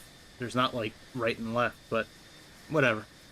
So we'll see if it does it. If not, we'll just land by hand. We'll figure out pretty quickly if it's available, because if the localizer doesn't capture and there's no flag on the altimeter, then we know that there's no ILS available. And then we'll just put this big old bird, this big old bucket, down on the ground ourselves.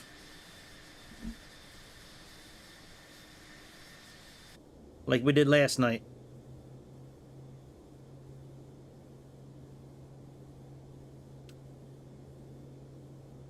All right, have we passed the...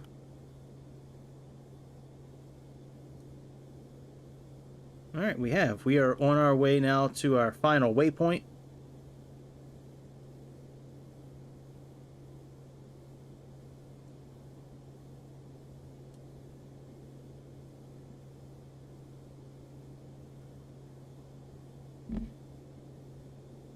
I'm actually going to program the course for this to the same course for our landing. Just 233.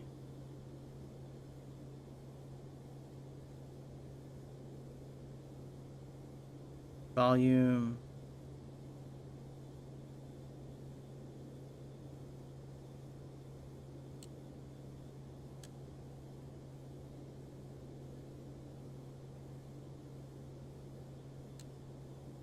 All right, that's DME VOR. We'll leave the auto switch off.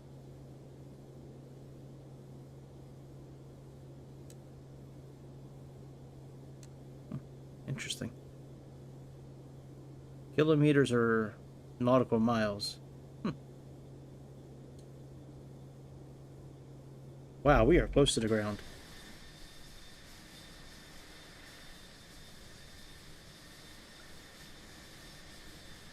Oh yeah, we can see Microsoft doesn't really put a lot of time and effort into this area.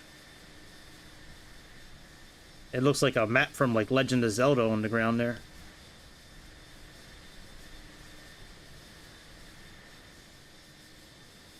It's alright, they do an excellent job in many other places.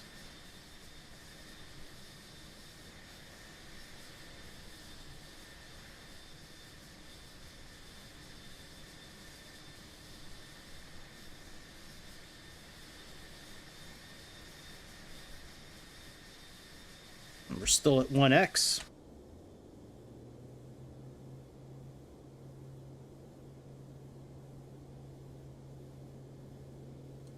And we still got 130, 129 miles to go.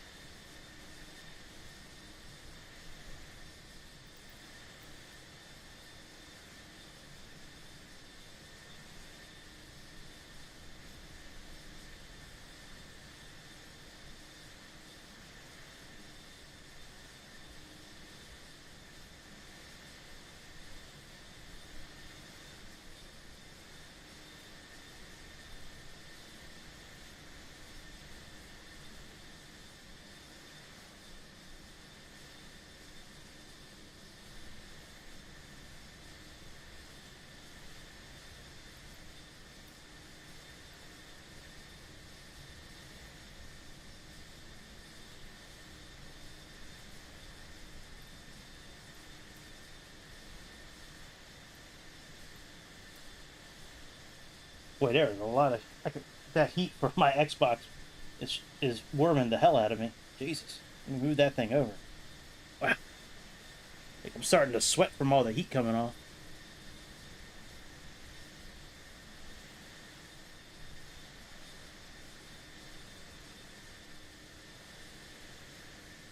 Yeah, we're getting past this mountain range and we can start lowering down.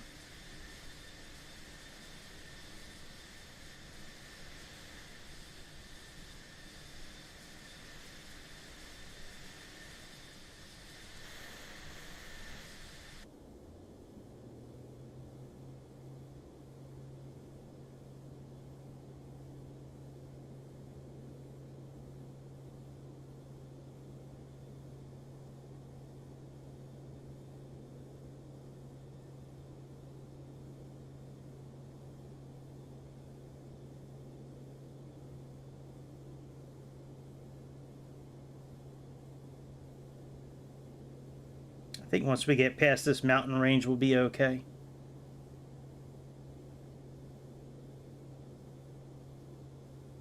To start heading down to 7,000 feet.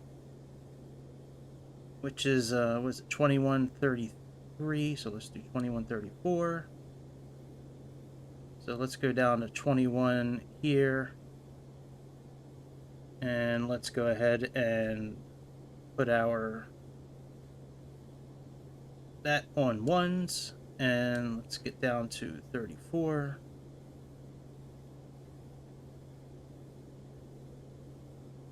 All right, let's put this back on hundreds. Let's check our weather again.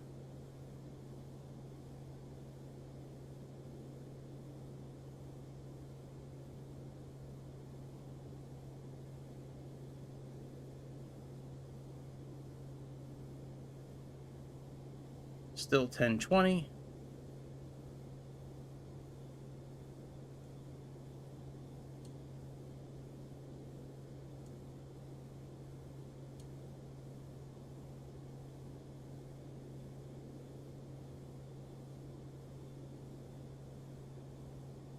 All right, let's get down to, let's go back to regular time. Regular speed, I mean.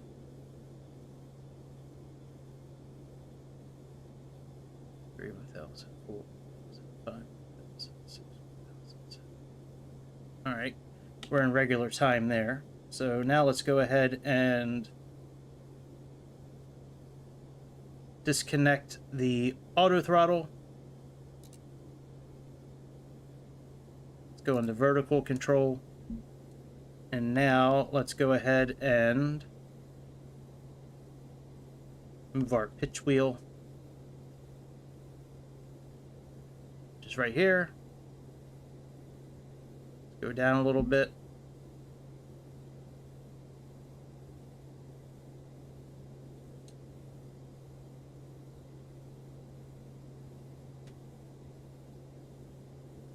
There we go.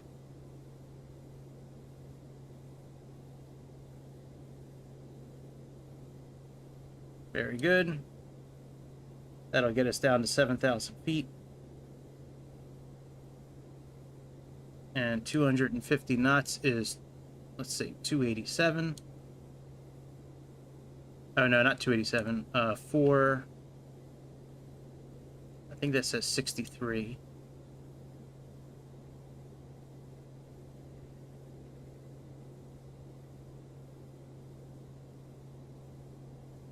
That's what that says. Yep, 463. All right. And then now let's find out what 2,000 is.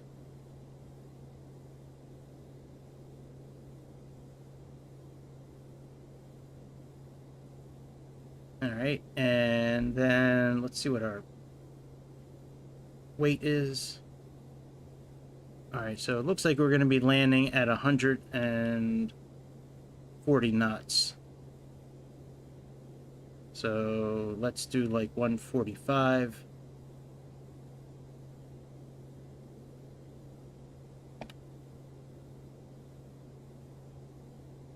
$145.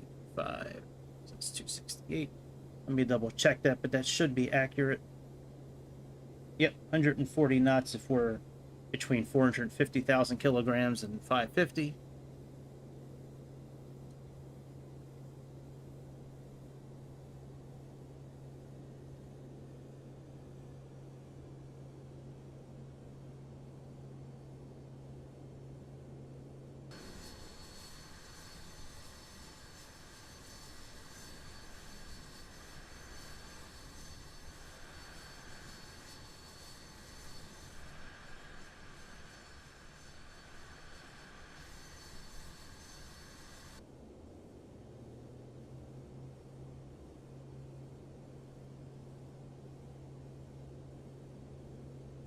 Come over here. Let's switch this to BOR2.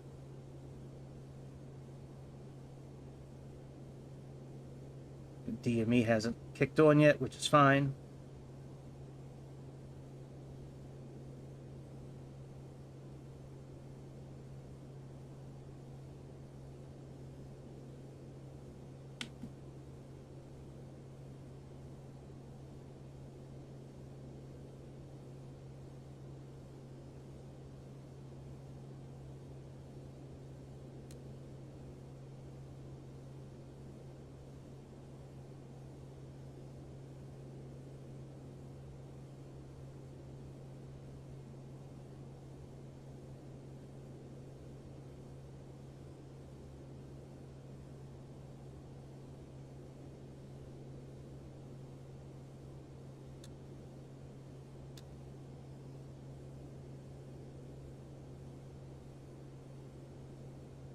2134.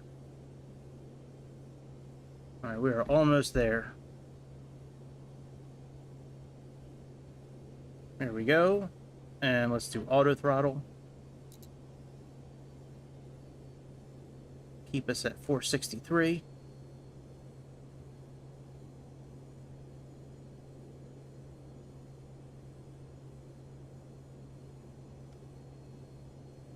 This should be on. Yep.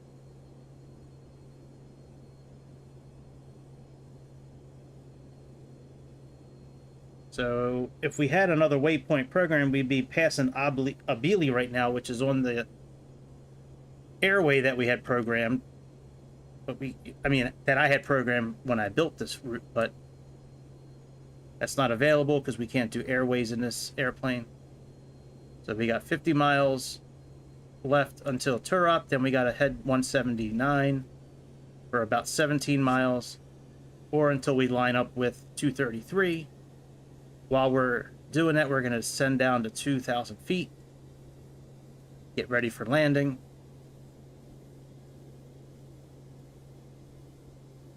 We'll change this to VOR and then also landing.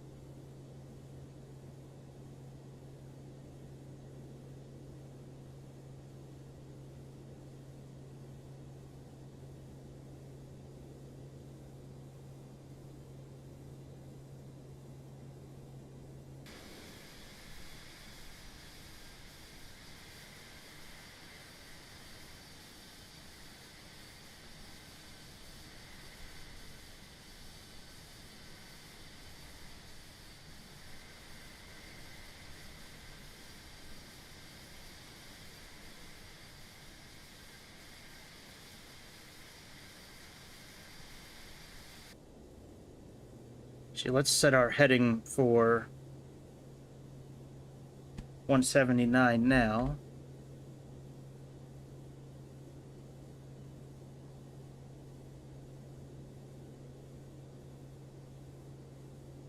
All right, 50, that's 120, 30, 40, 50. Okay, so here's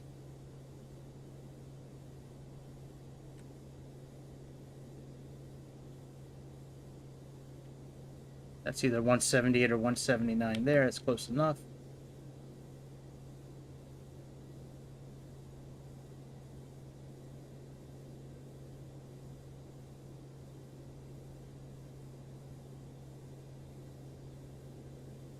There, we got 40 miles to our last waypoint.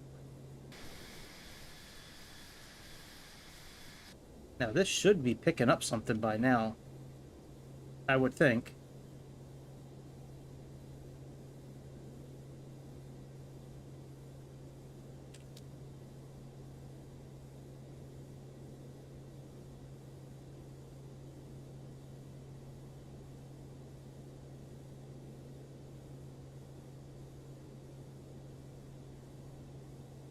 Yeah, we're still too far out for it to pick up, I guess. Probably need to be within about 50 miles, probably.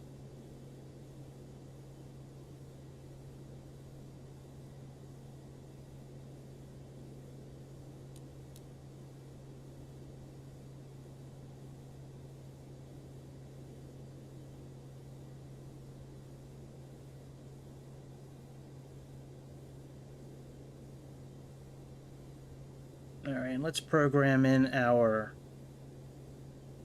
height. So let's say 609. So let's put this down to 6, and let's put that over here to 1s, and put this down to 09.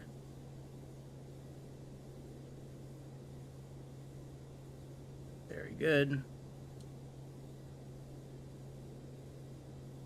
Let's actually double check our payload again. Oh yeah, we'll definitely be closer to 150. Okay. And let's check our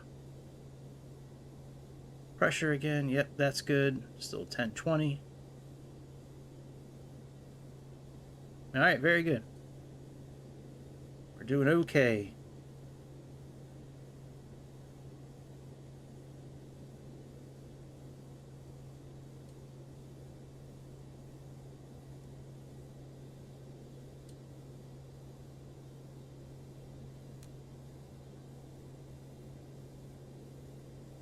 I'm playing with that DME/nav2 toggle here to see if one of those modes gets it to show up here on the DME here, but I still think we're too far out for that.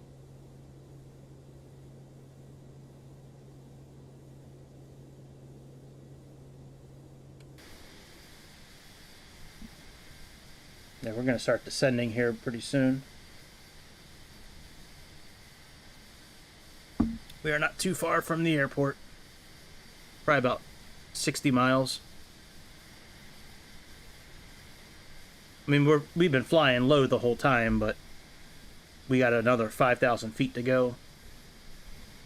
And then we'll see if this ILS works or not. It's not showing in the VFR map, and it's not in our navigation. Like, it's not in the Garmin system. It's not available. But according to Navigraph, it does exist. So we'll see who's got the sand on this ILS landing.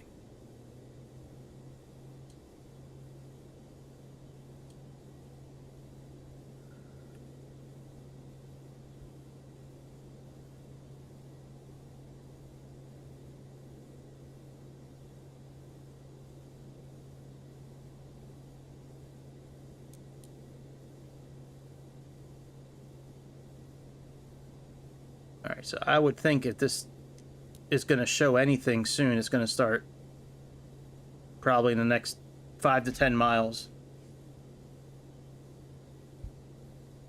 And then we'll see if it's going to show up or not.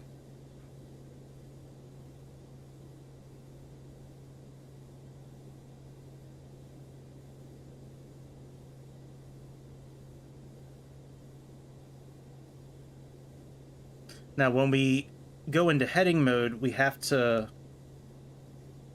move this over the course 1 and then rearm this PC button.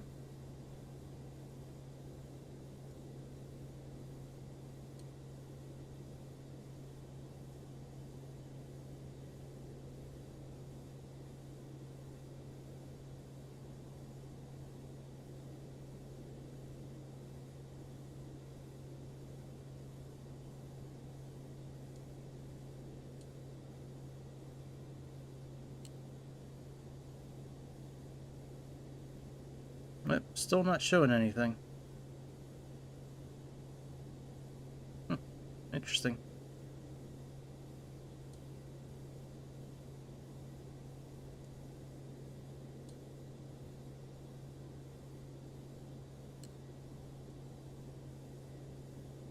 Let me make sure I got that right. It should be 112. Yeah, 112.3. Yeah, that is what it is. And let me make sure I got 111.7. Yep, I sure do. Alright, let's start making our way down to 2,000 feet. So let's turn off the auto throttle. Let's go into vertical mode again.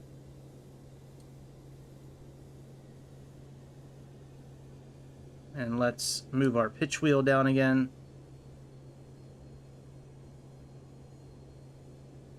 Actually, we can leave this in auto throttle.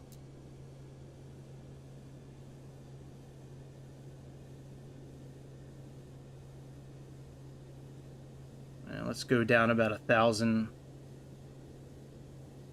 We'll go down about 1,000 feet per minute. Now we are getting ready to go into heading mode. Baby Shark Box. That's an interesting name. Let's take a copy of that.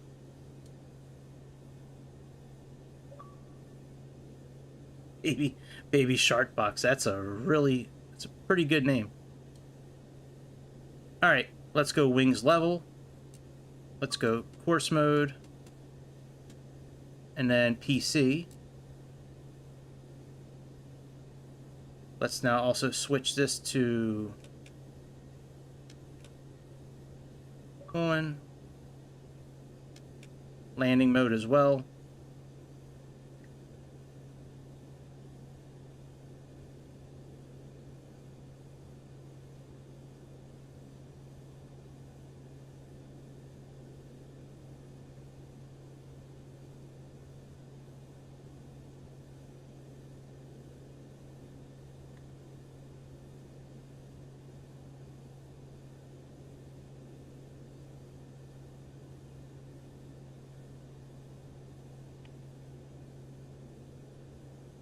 All right, we got 35 miles. That's showing up now. Very good.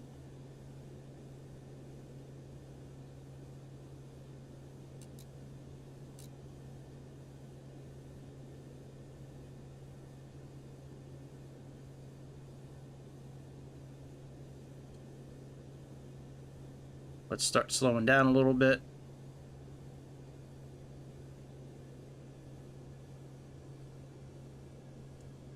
What do we got to slow down to, actually? 268.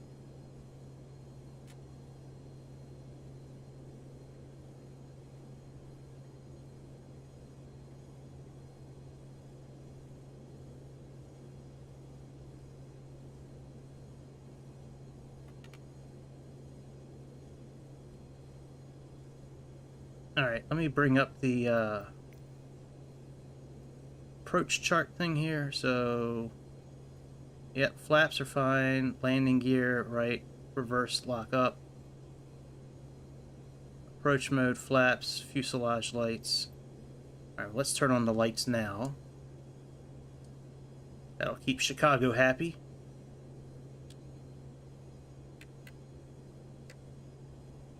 All right, that's good. Reverse thrust engine idler's high. Okay, that's fine. All right, AP mode, right. Flaps, right. 5 miles, lower landing gear, reverse lock up. I don't see anything about the APU heaters, but we're not turning the APU back on anyway, so that's okay.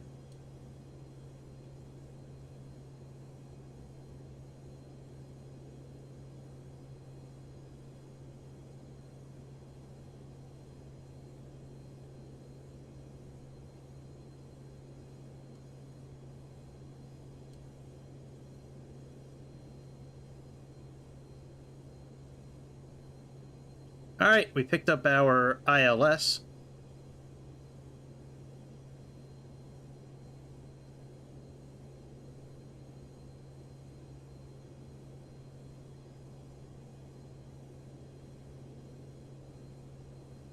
I have no idea what speed we are right now, by the way.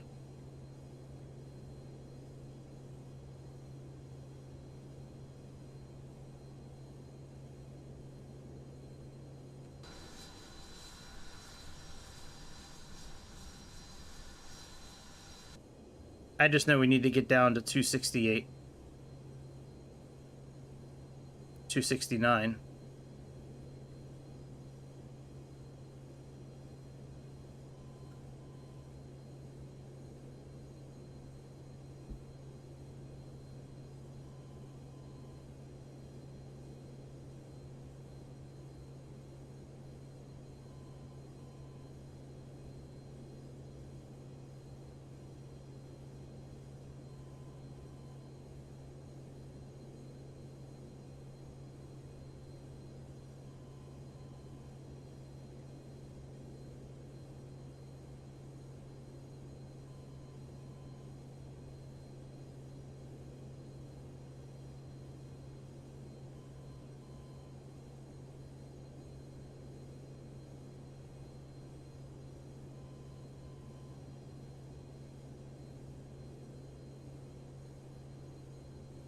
Keeping an eye on this thing here.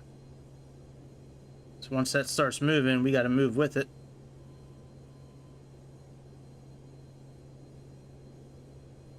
So let's head out a little bit more.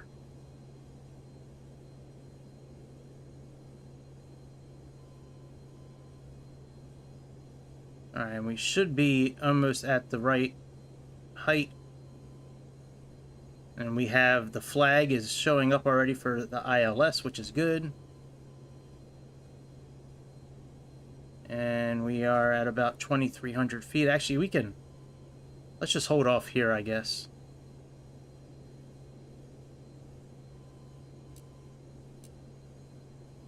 Let's hold off here. Because we're far enough out to where we're going to be well below the flag anyways.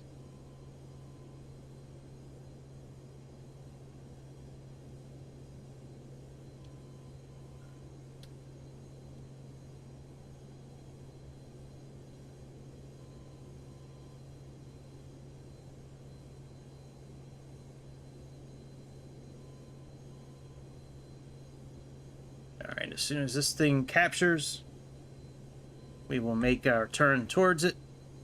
Then activate localizer. You know, localizer mode, which we just got to go back into approach and then click the PC button.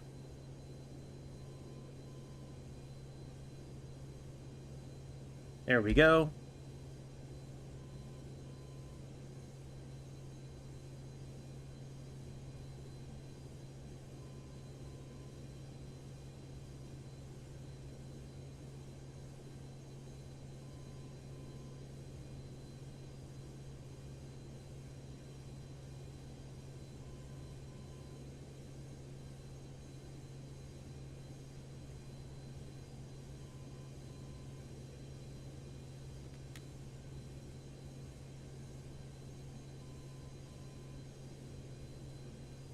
Высота 300.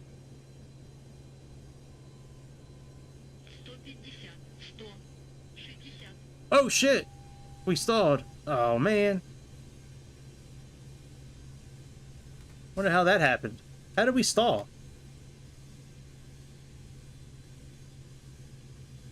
Oh well, whatever. Whatever. Let's go play on the aircraft carrier. Damn, dude. That's like not where we're supposed to be.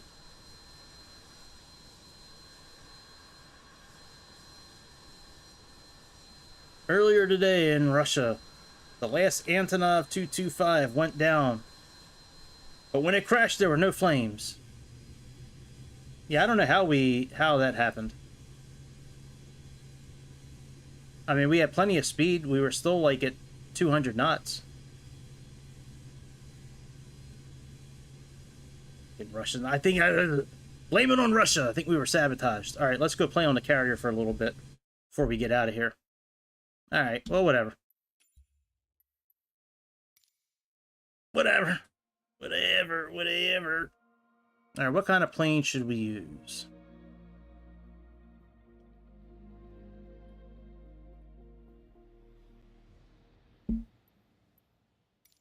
All right, let me... All right, jets.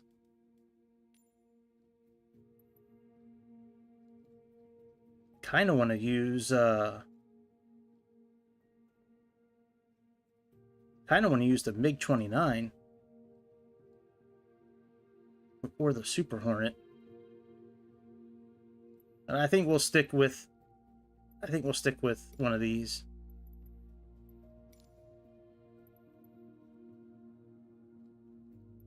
Let's do Diamondbacks this time.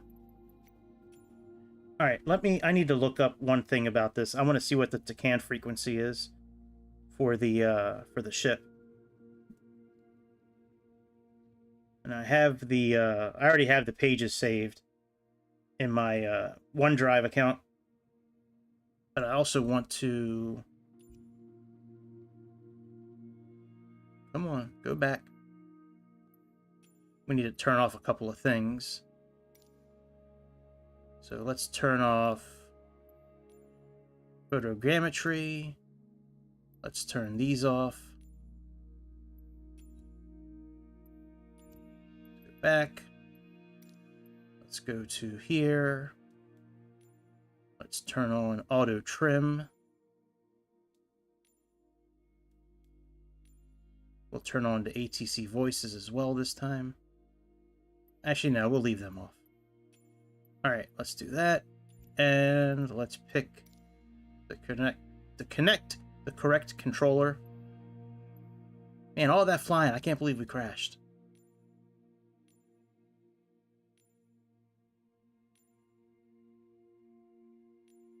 We were well over the stall speed, by the way. I'm not sure what happened. At least I thought we were, from what the booklet said. I mean, the booklet said that we could be, landing was 140 knots. We were probably close to 180, 200 knots. Like, we shouldn't have sunk like that. All right, F14. Apply and save. Go back. All right, let's see here. Super Carrier Pro. And, wow, 91 pages. All right. Forget what page this was on. I think it was on, like, page 70, I thought.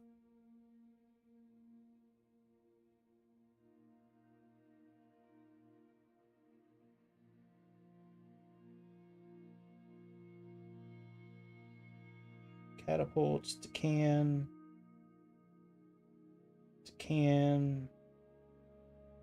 operations, Nimitz class. Here we go. It's going to be right over here, I think. Flight deck, elevators, how to land, line up. Here we go. Tactical. Okay. So Decan on is 78.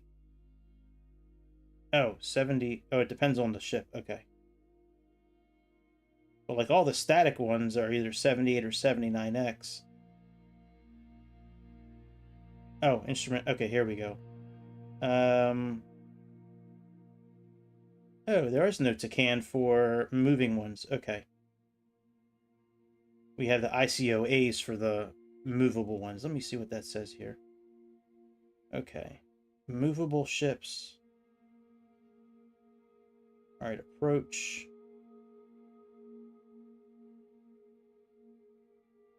Have dedicated Discord channels. Oh, that's cool. Over a multiplayer flight. That's cool. You can use Discord for multiplayer.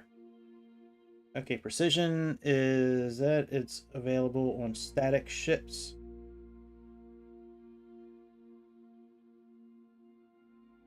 Tip is only available on static ships. Okay. So if it's not a static ship, then we have to choose the ICOA from... Okay, got it. All right. And I want to try to follow what the instructions here say. It says we need to circle the carrier like twice. And then like come in like 3 miles out. We need to make a turn, be at 800 feet, about 350 knots on this last turn. And then when we line up, we should be at 350 knots also. And at 800 feet when we're about 3 miles out from the carrier. But landing, I know we need to be around 180 knots landing. I'm sorry, 150 knots. All right, let's go back. Let's find a carrier.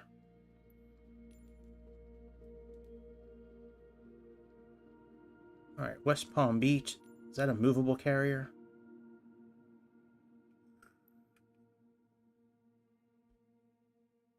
Let's see what it says here.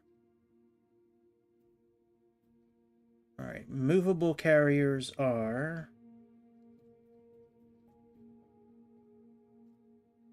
Okay, Nimitz class. Panama, West Palm Beach. Okay, that's a static ship.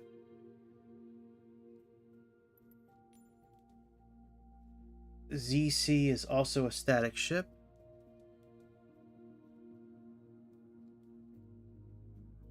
All right, FR 1 and 2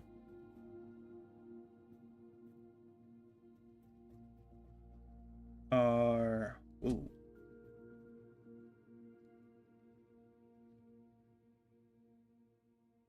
And those are French ships. I don't want to land on a French ship. Of course, the one in Gibraltar is a moving location.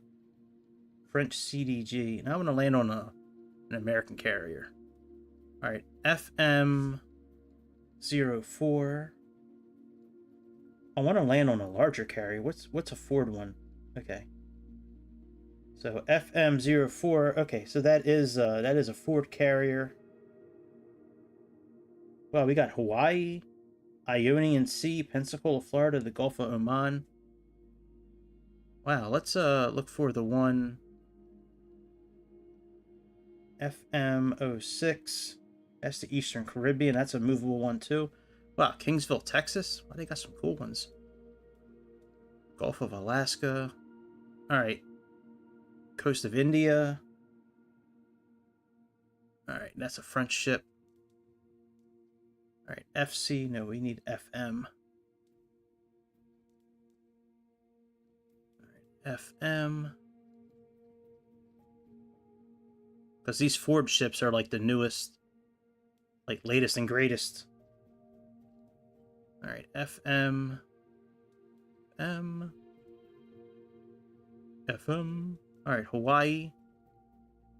I don't know where the Ionian Sea is. Let's look for FM-02.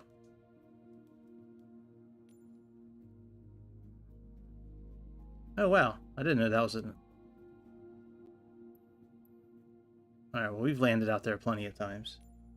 We got Pensacola, Florida also. Let's go out to Hawaii.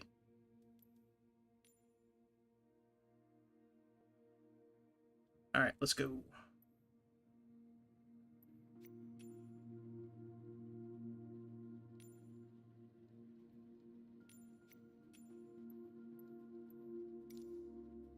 Alright, let's give this a try. From Miltech Sims. These movable carriers. This is my second time trying to land on a movable carrier, so we'll see what happens. Land on a static carrier, no big deal. Static carrier is pretty easy. But this one, these movable carriers, man, it's something different. These are pretty difficult. I mean, it's easy to land on something when it's standing still. You just got to follow your HUD. Go right down. There's no ILS available with this. Xbox doesn't have automatic carrier landing available either. Alright, so we are here on the ship. Let's get our super carrier deal up here.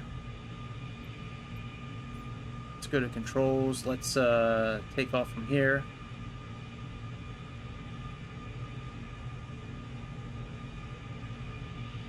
Let's make sure our lights are bright enough. Alright, let's I guess we'll do quick taxi. That allows us to kind of use like slew mode.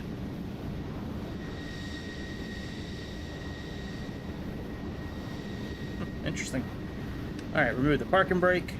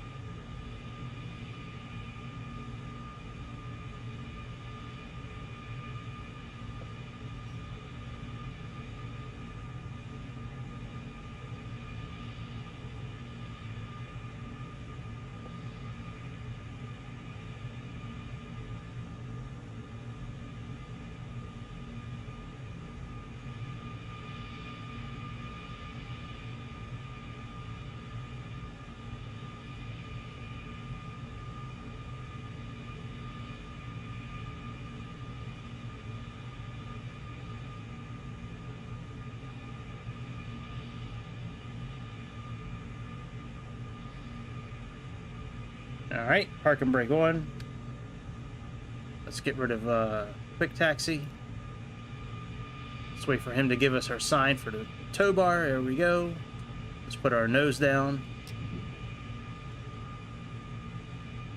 Wings are already out. You can click on this arrow here.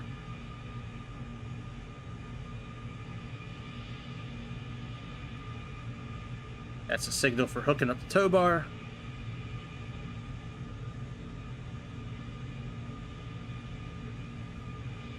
All right, we got green there.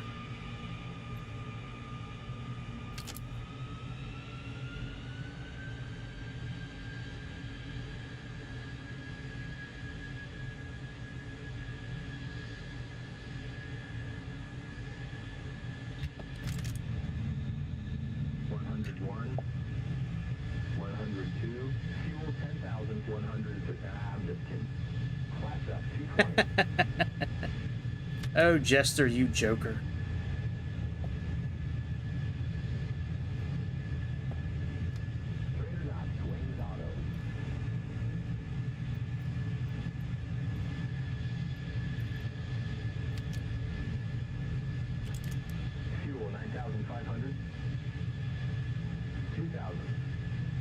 All right, I do want to do one thing real quick. I do want to put the HUD up on the outside, though. Oops. Wrong thing. All right, assistance.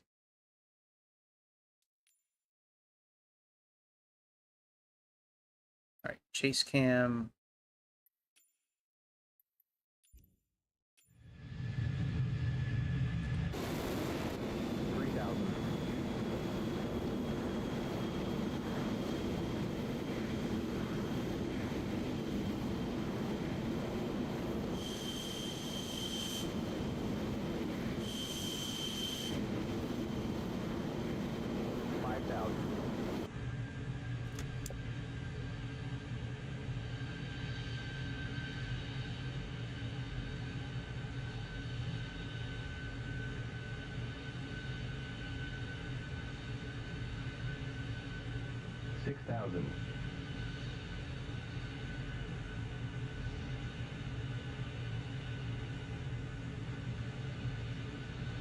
There's the carrier there.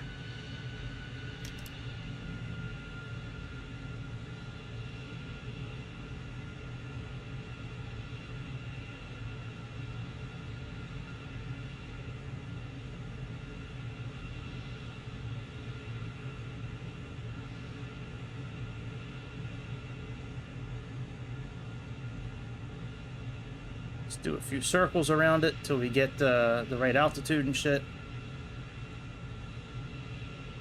All right, let's put on cruise there.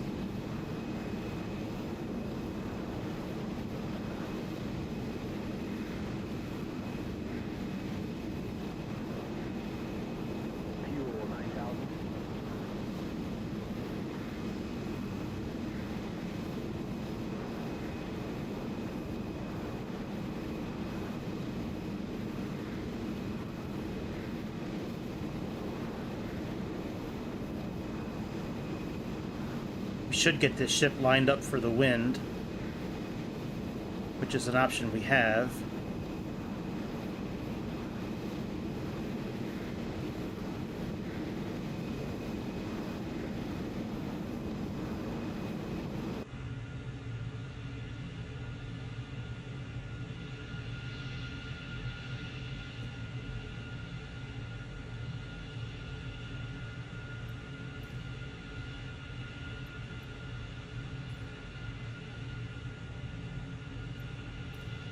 4,000.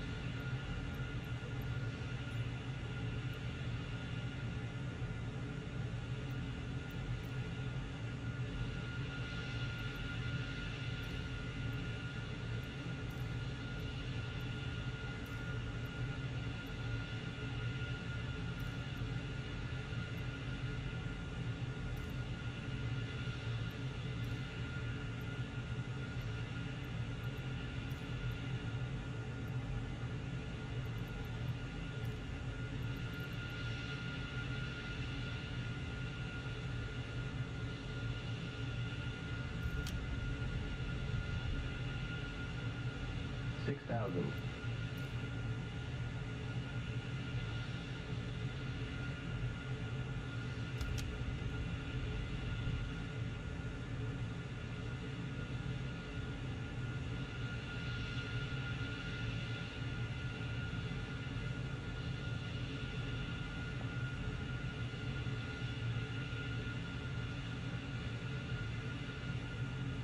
All right, so our bearing should be about.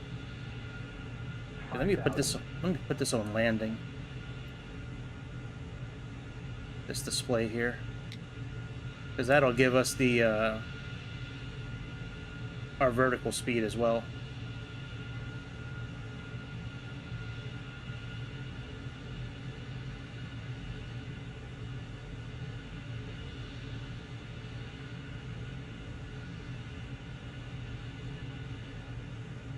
All right, we need to get down to about 800 feet, 1,000 feet, right in that area.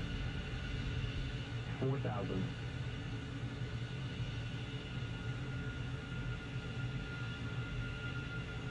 There's the ship. Which way is it facing?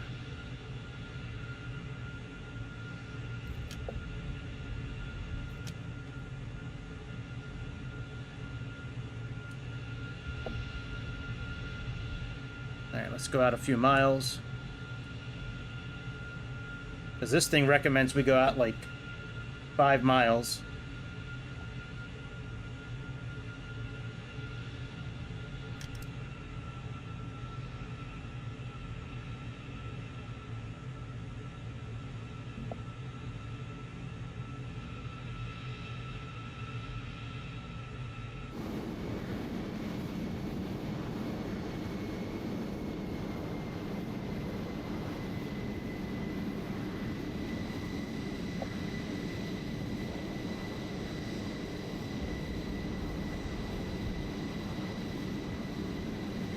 I love this is my favorite airplane, man. I love these wings.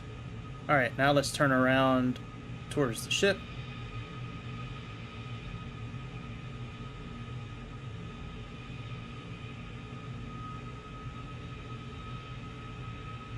Let's drop down a little bit. Let's make a circle around it.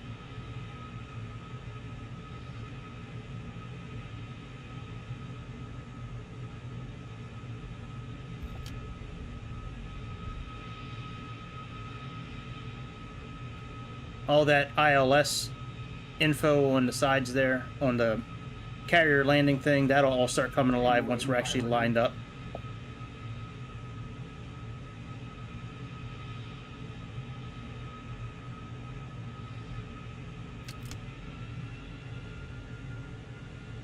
Alright, this is the carrier here, I believe.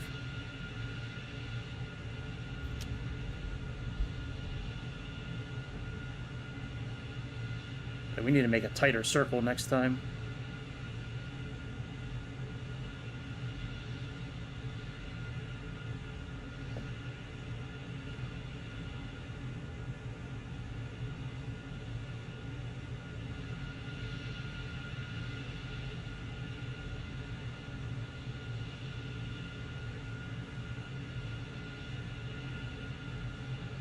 All right, let's go out a few miles. I think it's 4 or 5 miles we need to go out. Actually, let me look at that chart. What did that say? How big's that circle we're supposed to be making around? This is on the Super Carrier Pro handout that comes with this. This 91 page. Okay. So commence on a heading of 210 from BRC. All right, let's see here. What does it say here? On hold for traffic on approach, form a left-hand circle tangent to the ship's course with the ship in the 3 o'clock position and a maximum diameter of 5 nautical miles. Minimum holding altitude is 2,000 feet with a minimum of 1,000 feet vertical separation between holding altitudes. Okay. All right. Let's see here. Check the weather conditions. Check ATIS. We recommend you align with the carrier using the wind. Okay, we already aligned it with the wind. 210 from BRC. BRC equals 270. Okay. So we need to turn back around on a heading of 210.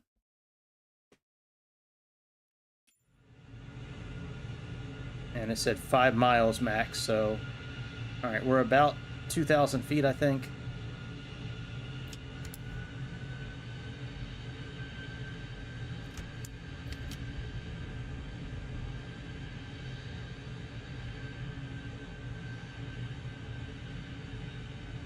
I'm going to do a whole episode on this coming up. I just want to get better at this before I officially, announce one. I want to be able to come in and just nail it. Alright, let's turn to 210.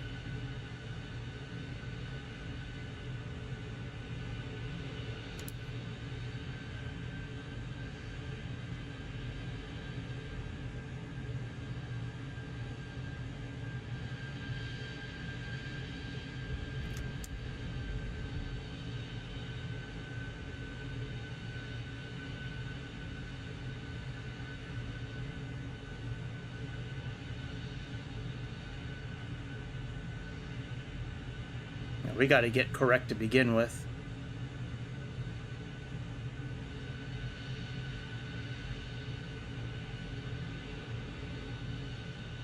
Alright, this looks pretty correct.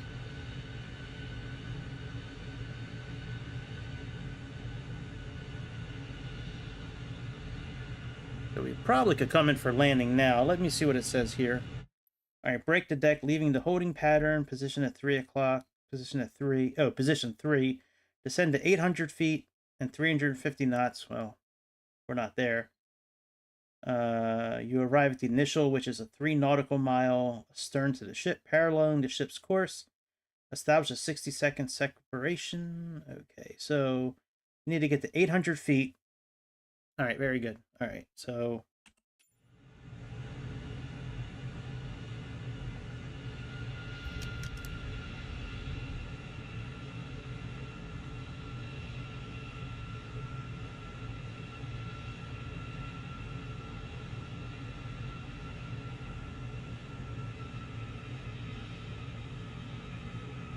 No, we're still not at 800 feet. Maybe we should go around one more time. Yeah, let's go around one more time.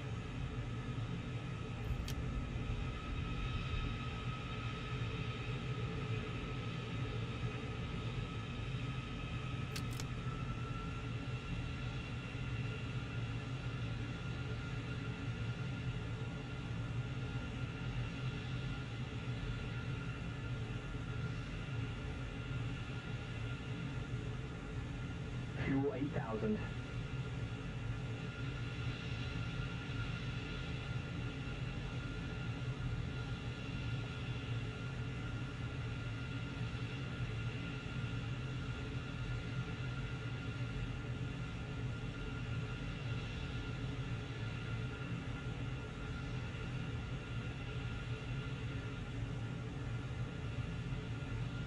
Yeah, I like how they have these other ships around, because those other ships really help line up with the carrier.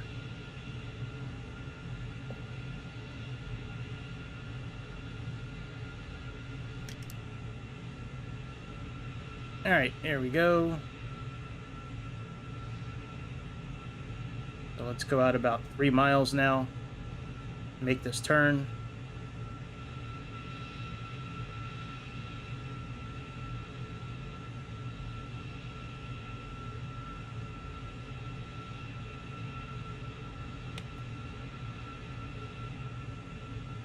And we're at like 100, so we need to be at about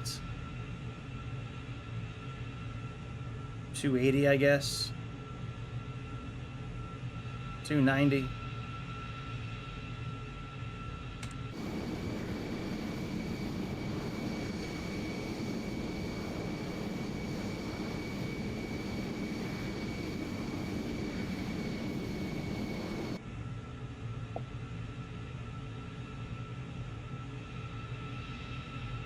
All right, we're about 1,000 feet. 900 feet, roughly. So we're at a good altitude. Oh yeah, we got to turn back again. All right, let's go to 280.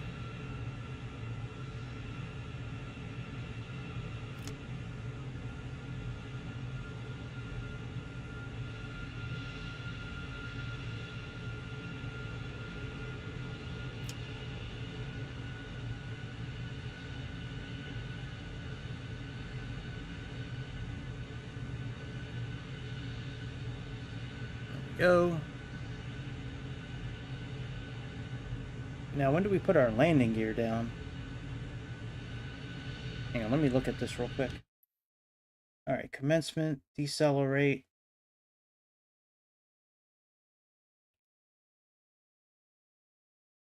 I think we put our landing gear down as we make this turn.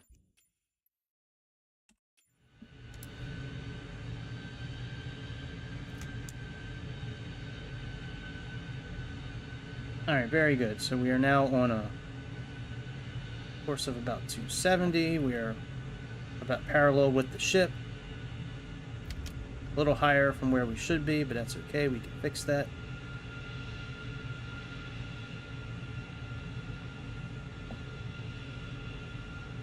And we're not really going to use any instruments to land. We're going to be using this thing the whole time.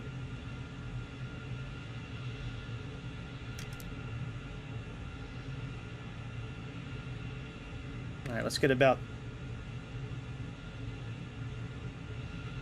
4 miles from the ship and then turn. 5 miles from the ship.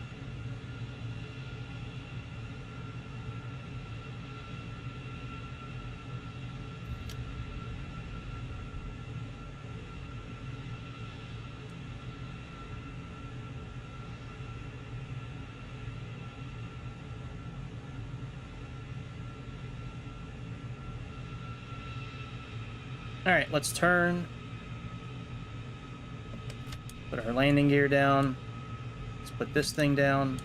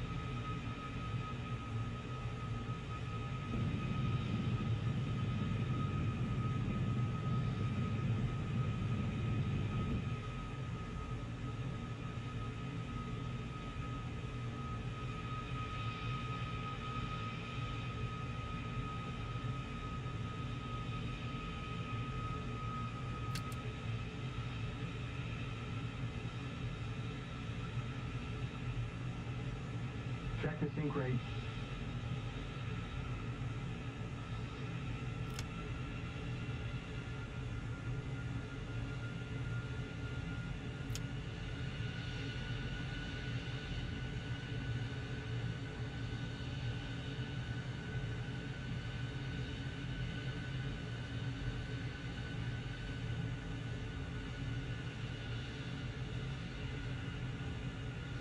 Clara, you're high and fast. Rifle lineup.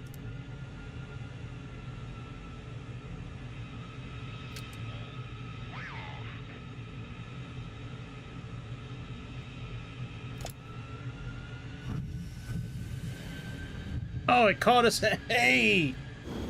What the hell, man?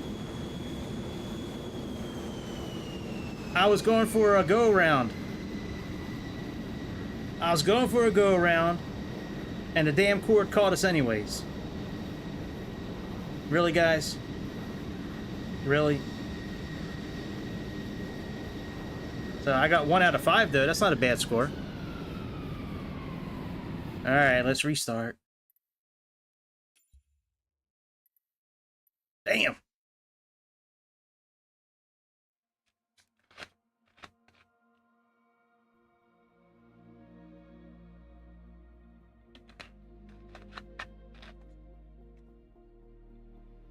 Alright, let's try this again. That was close, though.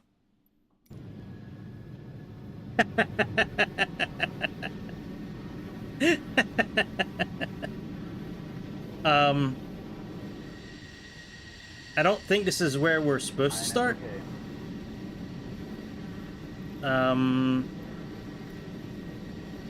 Something doesn't look right. Can't put my finger on it yet.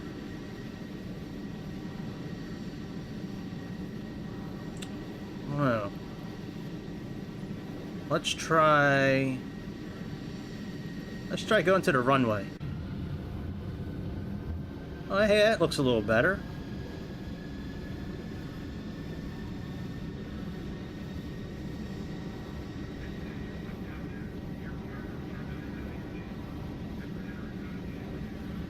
Alright, let's go line up.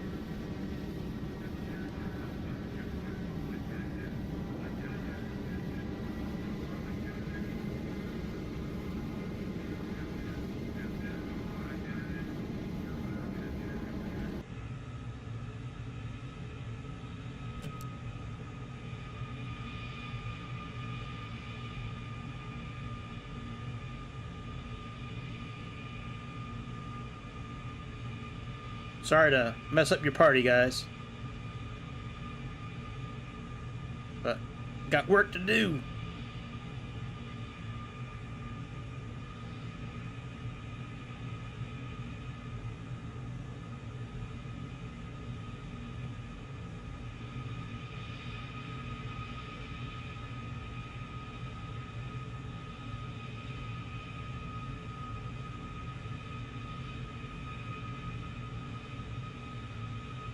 So we got the pretty good idea. I mean, that handout that comes with this thing, man, that has some pretty good information with landing on the carrier.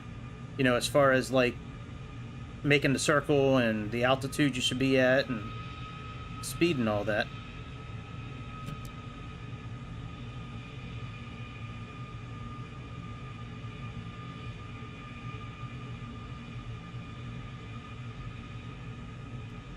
Alright, park and brake on.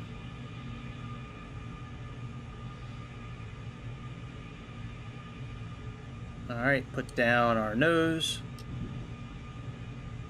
for the bar. That's wings out, but we already have our wings out, so we can click this. Connecting the hook in the front. Wait for that thing to turn green.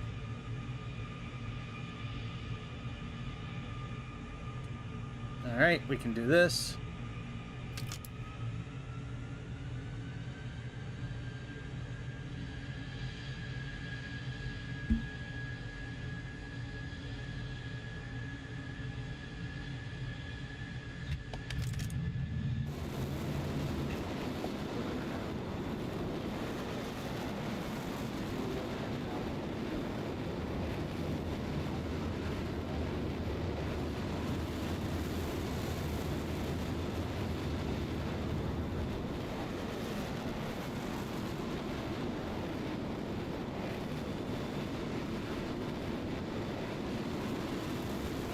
Alright, and let's get this thing aligned for the wind.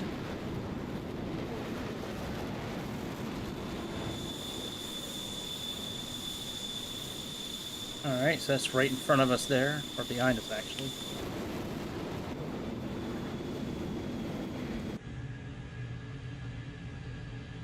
$5,000. Alright, that's good.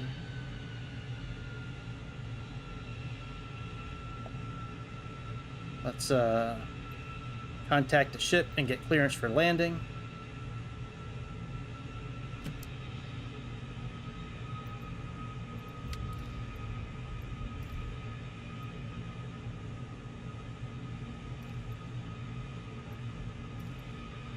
$7,000.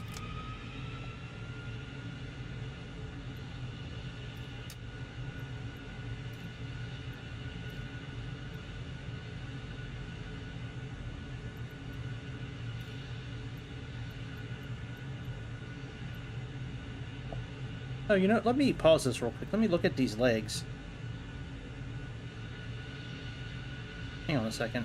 You got upwind, crosswind, downwind. Let me see what, if it says on here what we are.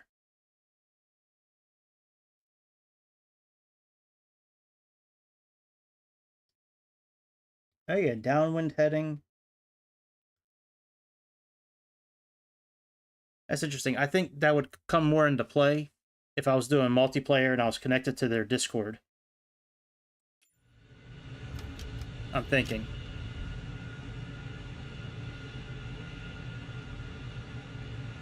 Alright, we are very high.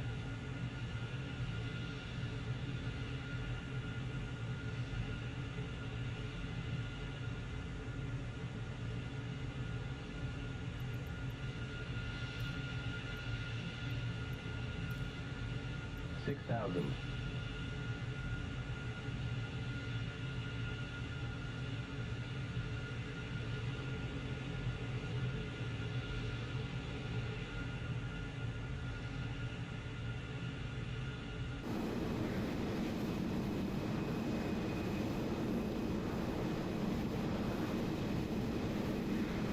$5,000.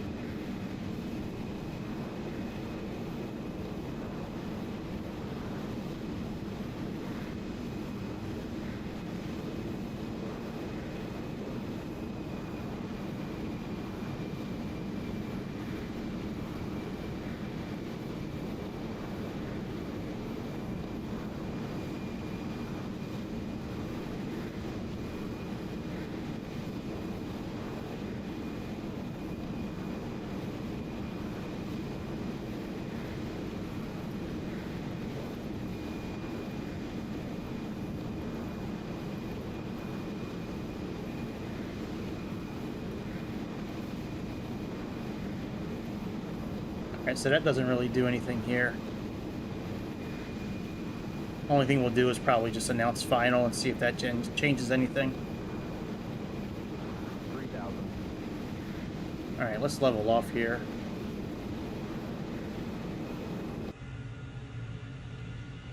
Put this thing on cruise.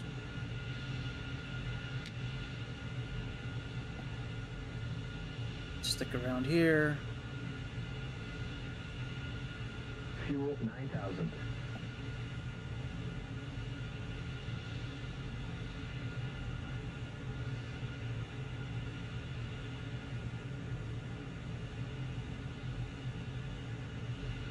Alright, we're about 4 miles out. Let's go ahead and turn.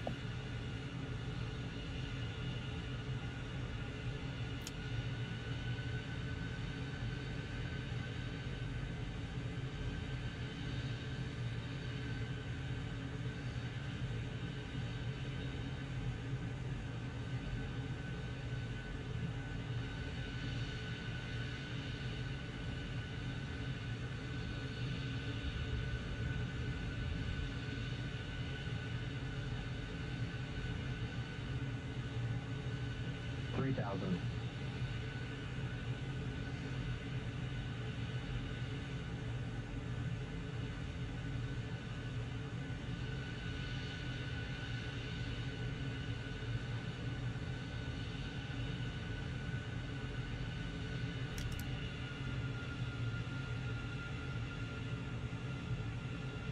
Alright, we're good there. Oops.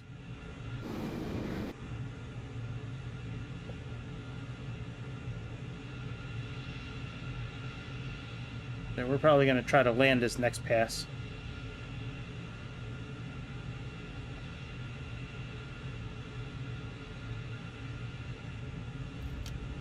Let's put on our landing. display.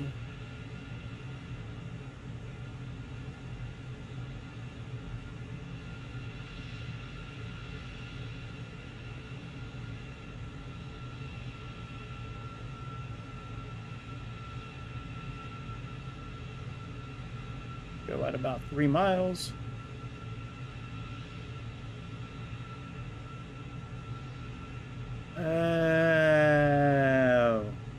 Hang on a second. There's separation there. 15 seconds. And then turn around. Approximately 250 knots at 3,000 feet. Okay. Okay. I think I understand that.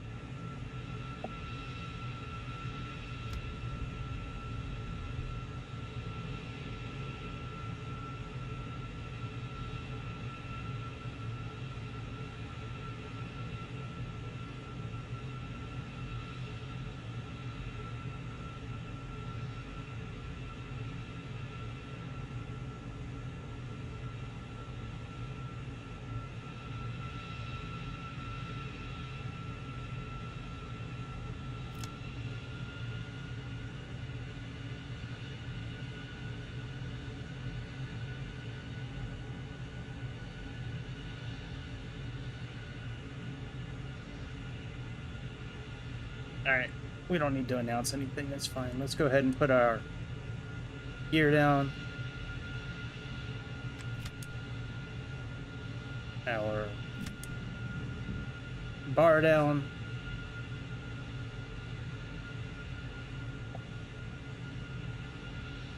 Still over 300 knots. That shows right here. 3,000. What?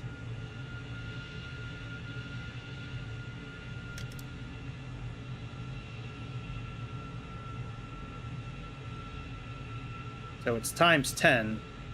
So like, if it's 350 here times 10, so it's 350 knots. So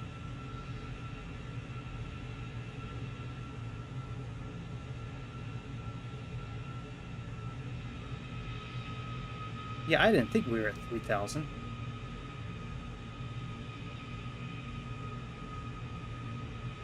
All right, let's turn.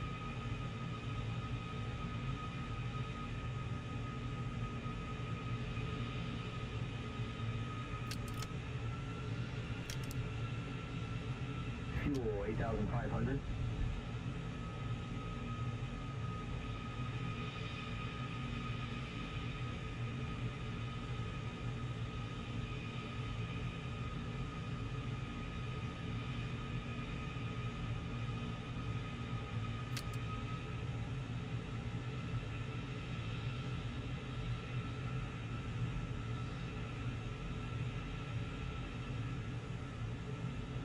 We're off a little bit.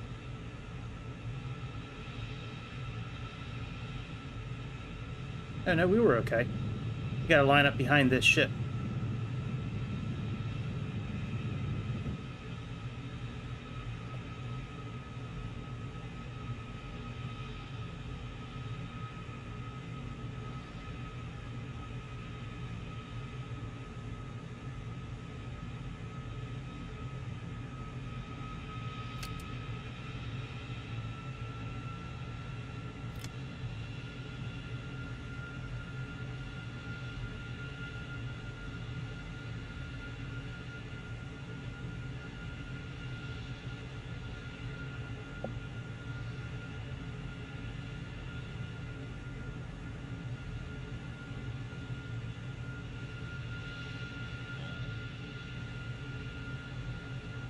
.220 flaps up.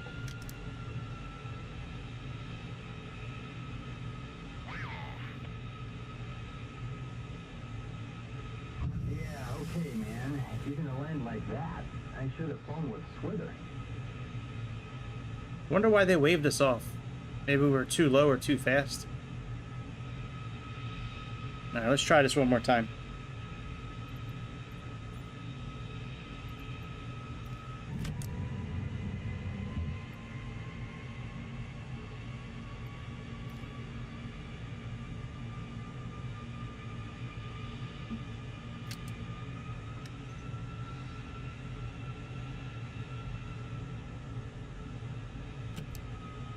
Try it one more time, then I'm gonna call it a night.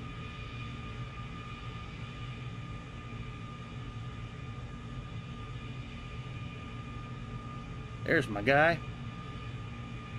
What's up, Billy? Put me in play, Billy. You gotta make a good impression on Coach.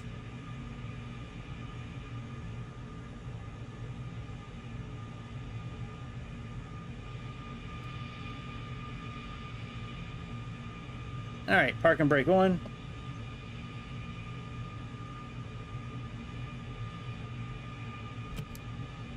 All right, let's lower our nose so we can get our bar connected. Wings are out. Let's click on the flag. We're now lined up. Let's see what old Dustin has to say about spinning this around. Man, has he got a mask on? What's he got on his face, man? What's old Dustin got on his face? All right, let's click the arrow.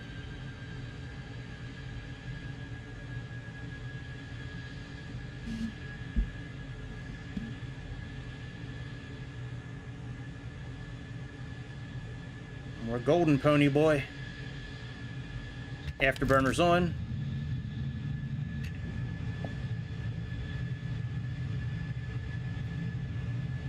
Yee-hoo!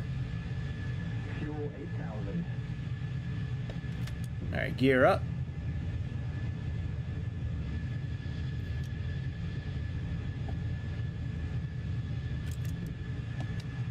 All right. That's good. Now we should already be into the wind. Like, I aligned it to the wind already, so that should be okay. Alright, let's level off here.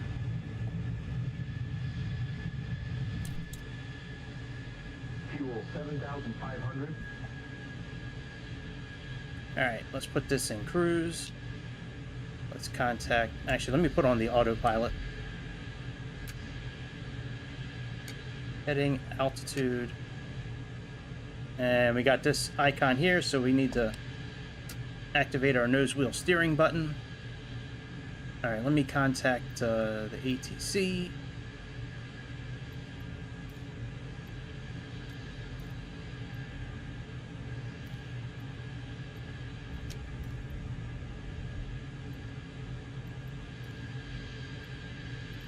All right, that's good.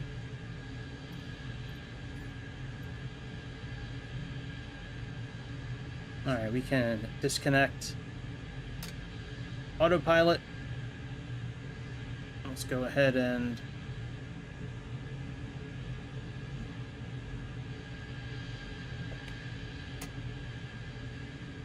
turn around. We got to get to 289, I guess.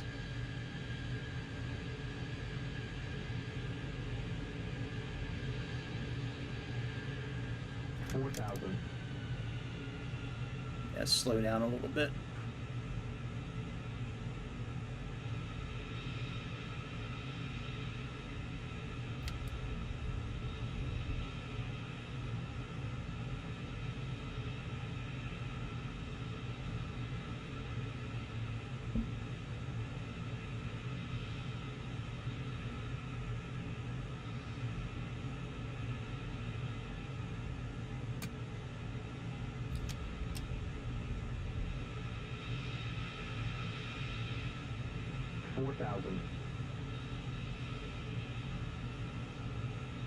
Right, there's the aircraft carrier.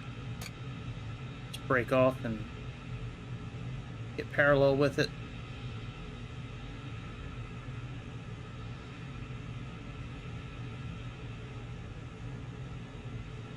We'll probably do a couple of circles.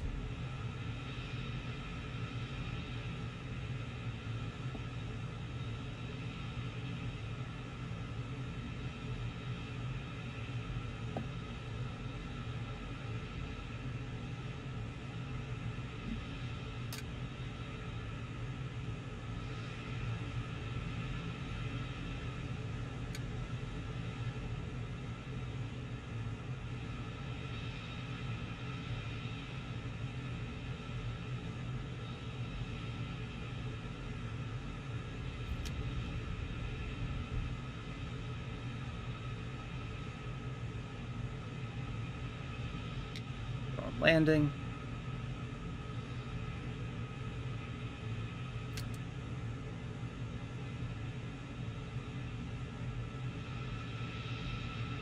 Right, there's our carrier.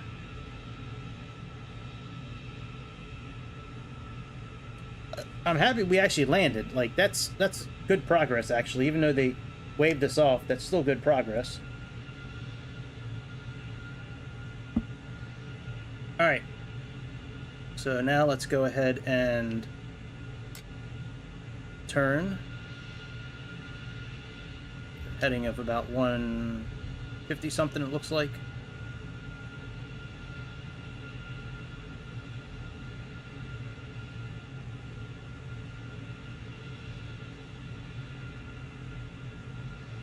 I don't really practice this when I'm in my room because I don't usually bring my flight stick upstairs with me.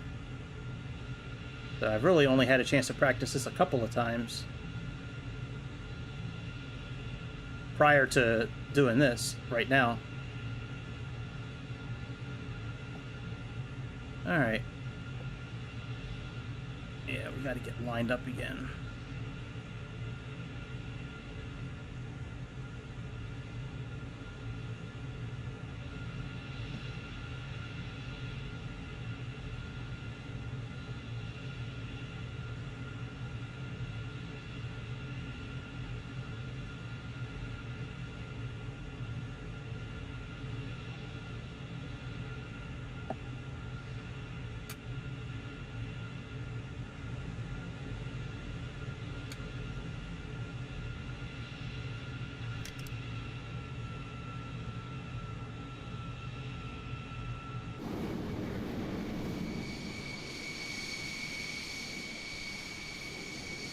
Alright, not too bad.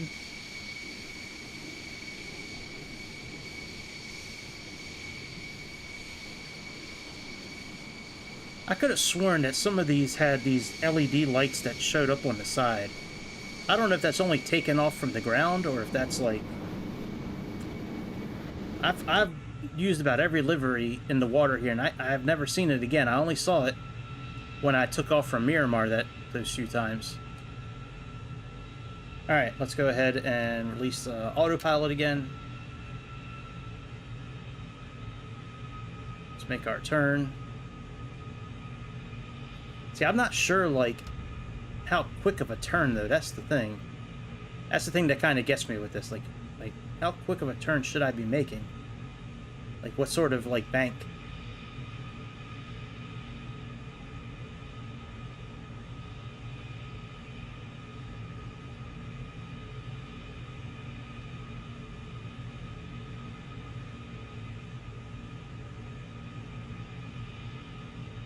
See? We came up on the other... Oh, no, we came up on almost the right side of it. Alright, we'll come in. We'll try again for landing from now. So let's line up on 286-ish.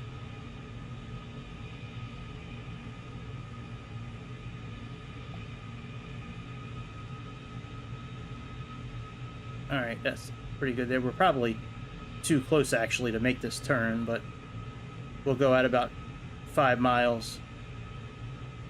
Alright, autopilot on. Let's put our altitude hold on, which is right here. I have altitude and heading programmed on my flight stick, so I can just... Alright, and let's go ahead, and we are down to about 250, I think. Oops. What's our speed? Yeah, about 260. Okay. Alright, let's go ahead and put our landing gear down. Our hook.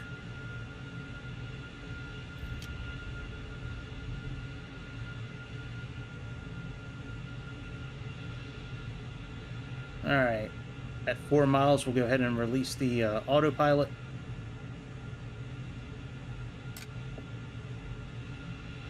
And we're looking for about 120.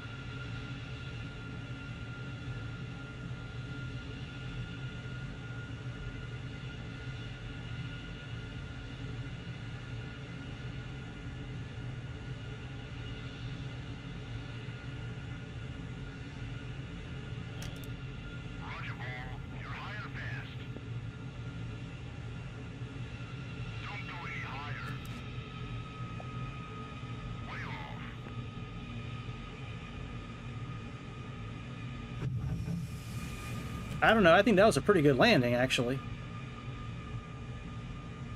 Wonder why they keep on waving us off. I'll have to read about that and see why, but that's 2 in a row. Not bad. All right, we'll end it there. Oh, here we go again. We're backing up. Why are we backing up when we're in pause? That's weird. Oh, because the ship keeps on moving even though we're in pause. Ah, I got that. That's why. That's why. All right, very good. All right, well, I'll be back tomorrow. Tomorrow is usually, you know, regular games, but we'll see what happens. We're probably going to do a little more carrier landing type deals, but yeah, man. You know, anything you want to see that you haven't seen yet on this channel, let me know. I'll be more than happy to try to make the video. Please subscribe, hit the like button, become a member, super chat, do all that good shit. I certainly appreciate it, and I will see you on the next episode of the Airplane Show. Until then, have fun doing whatever you do. I will see you later. See ya.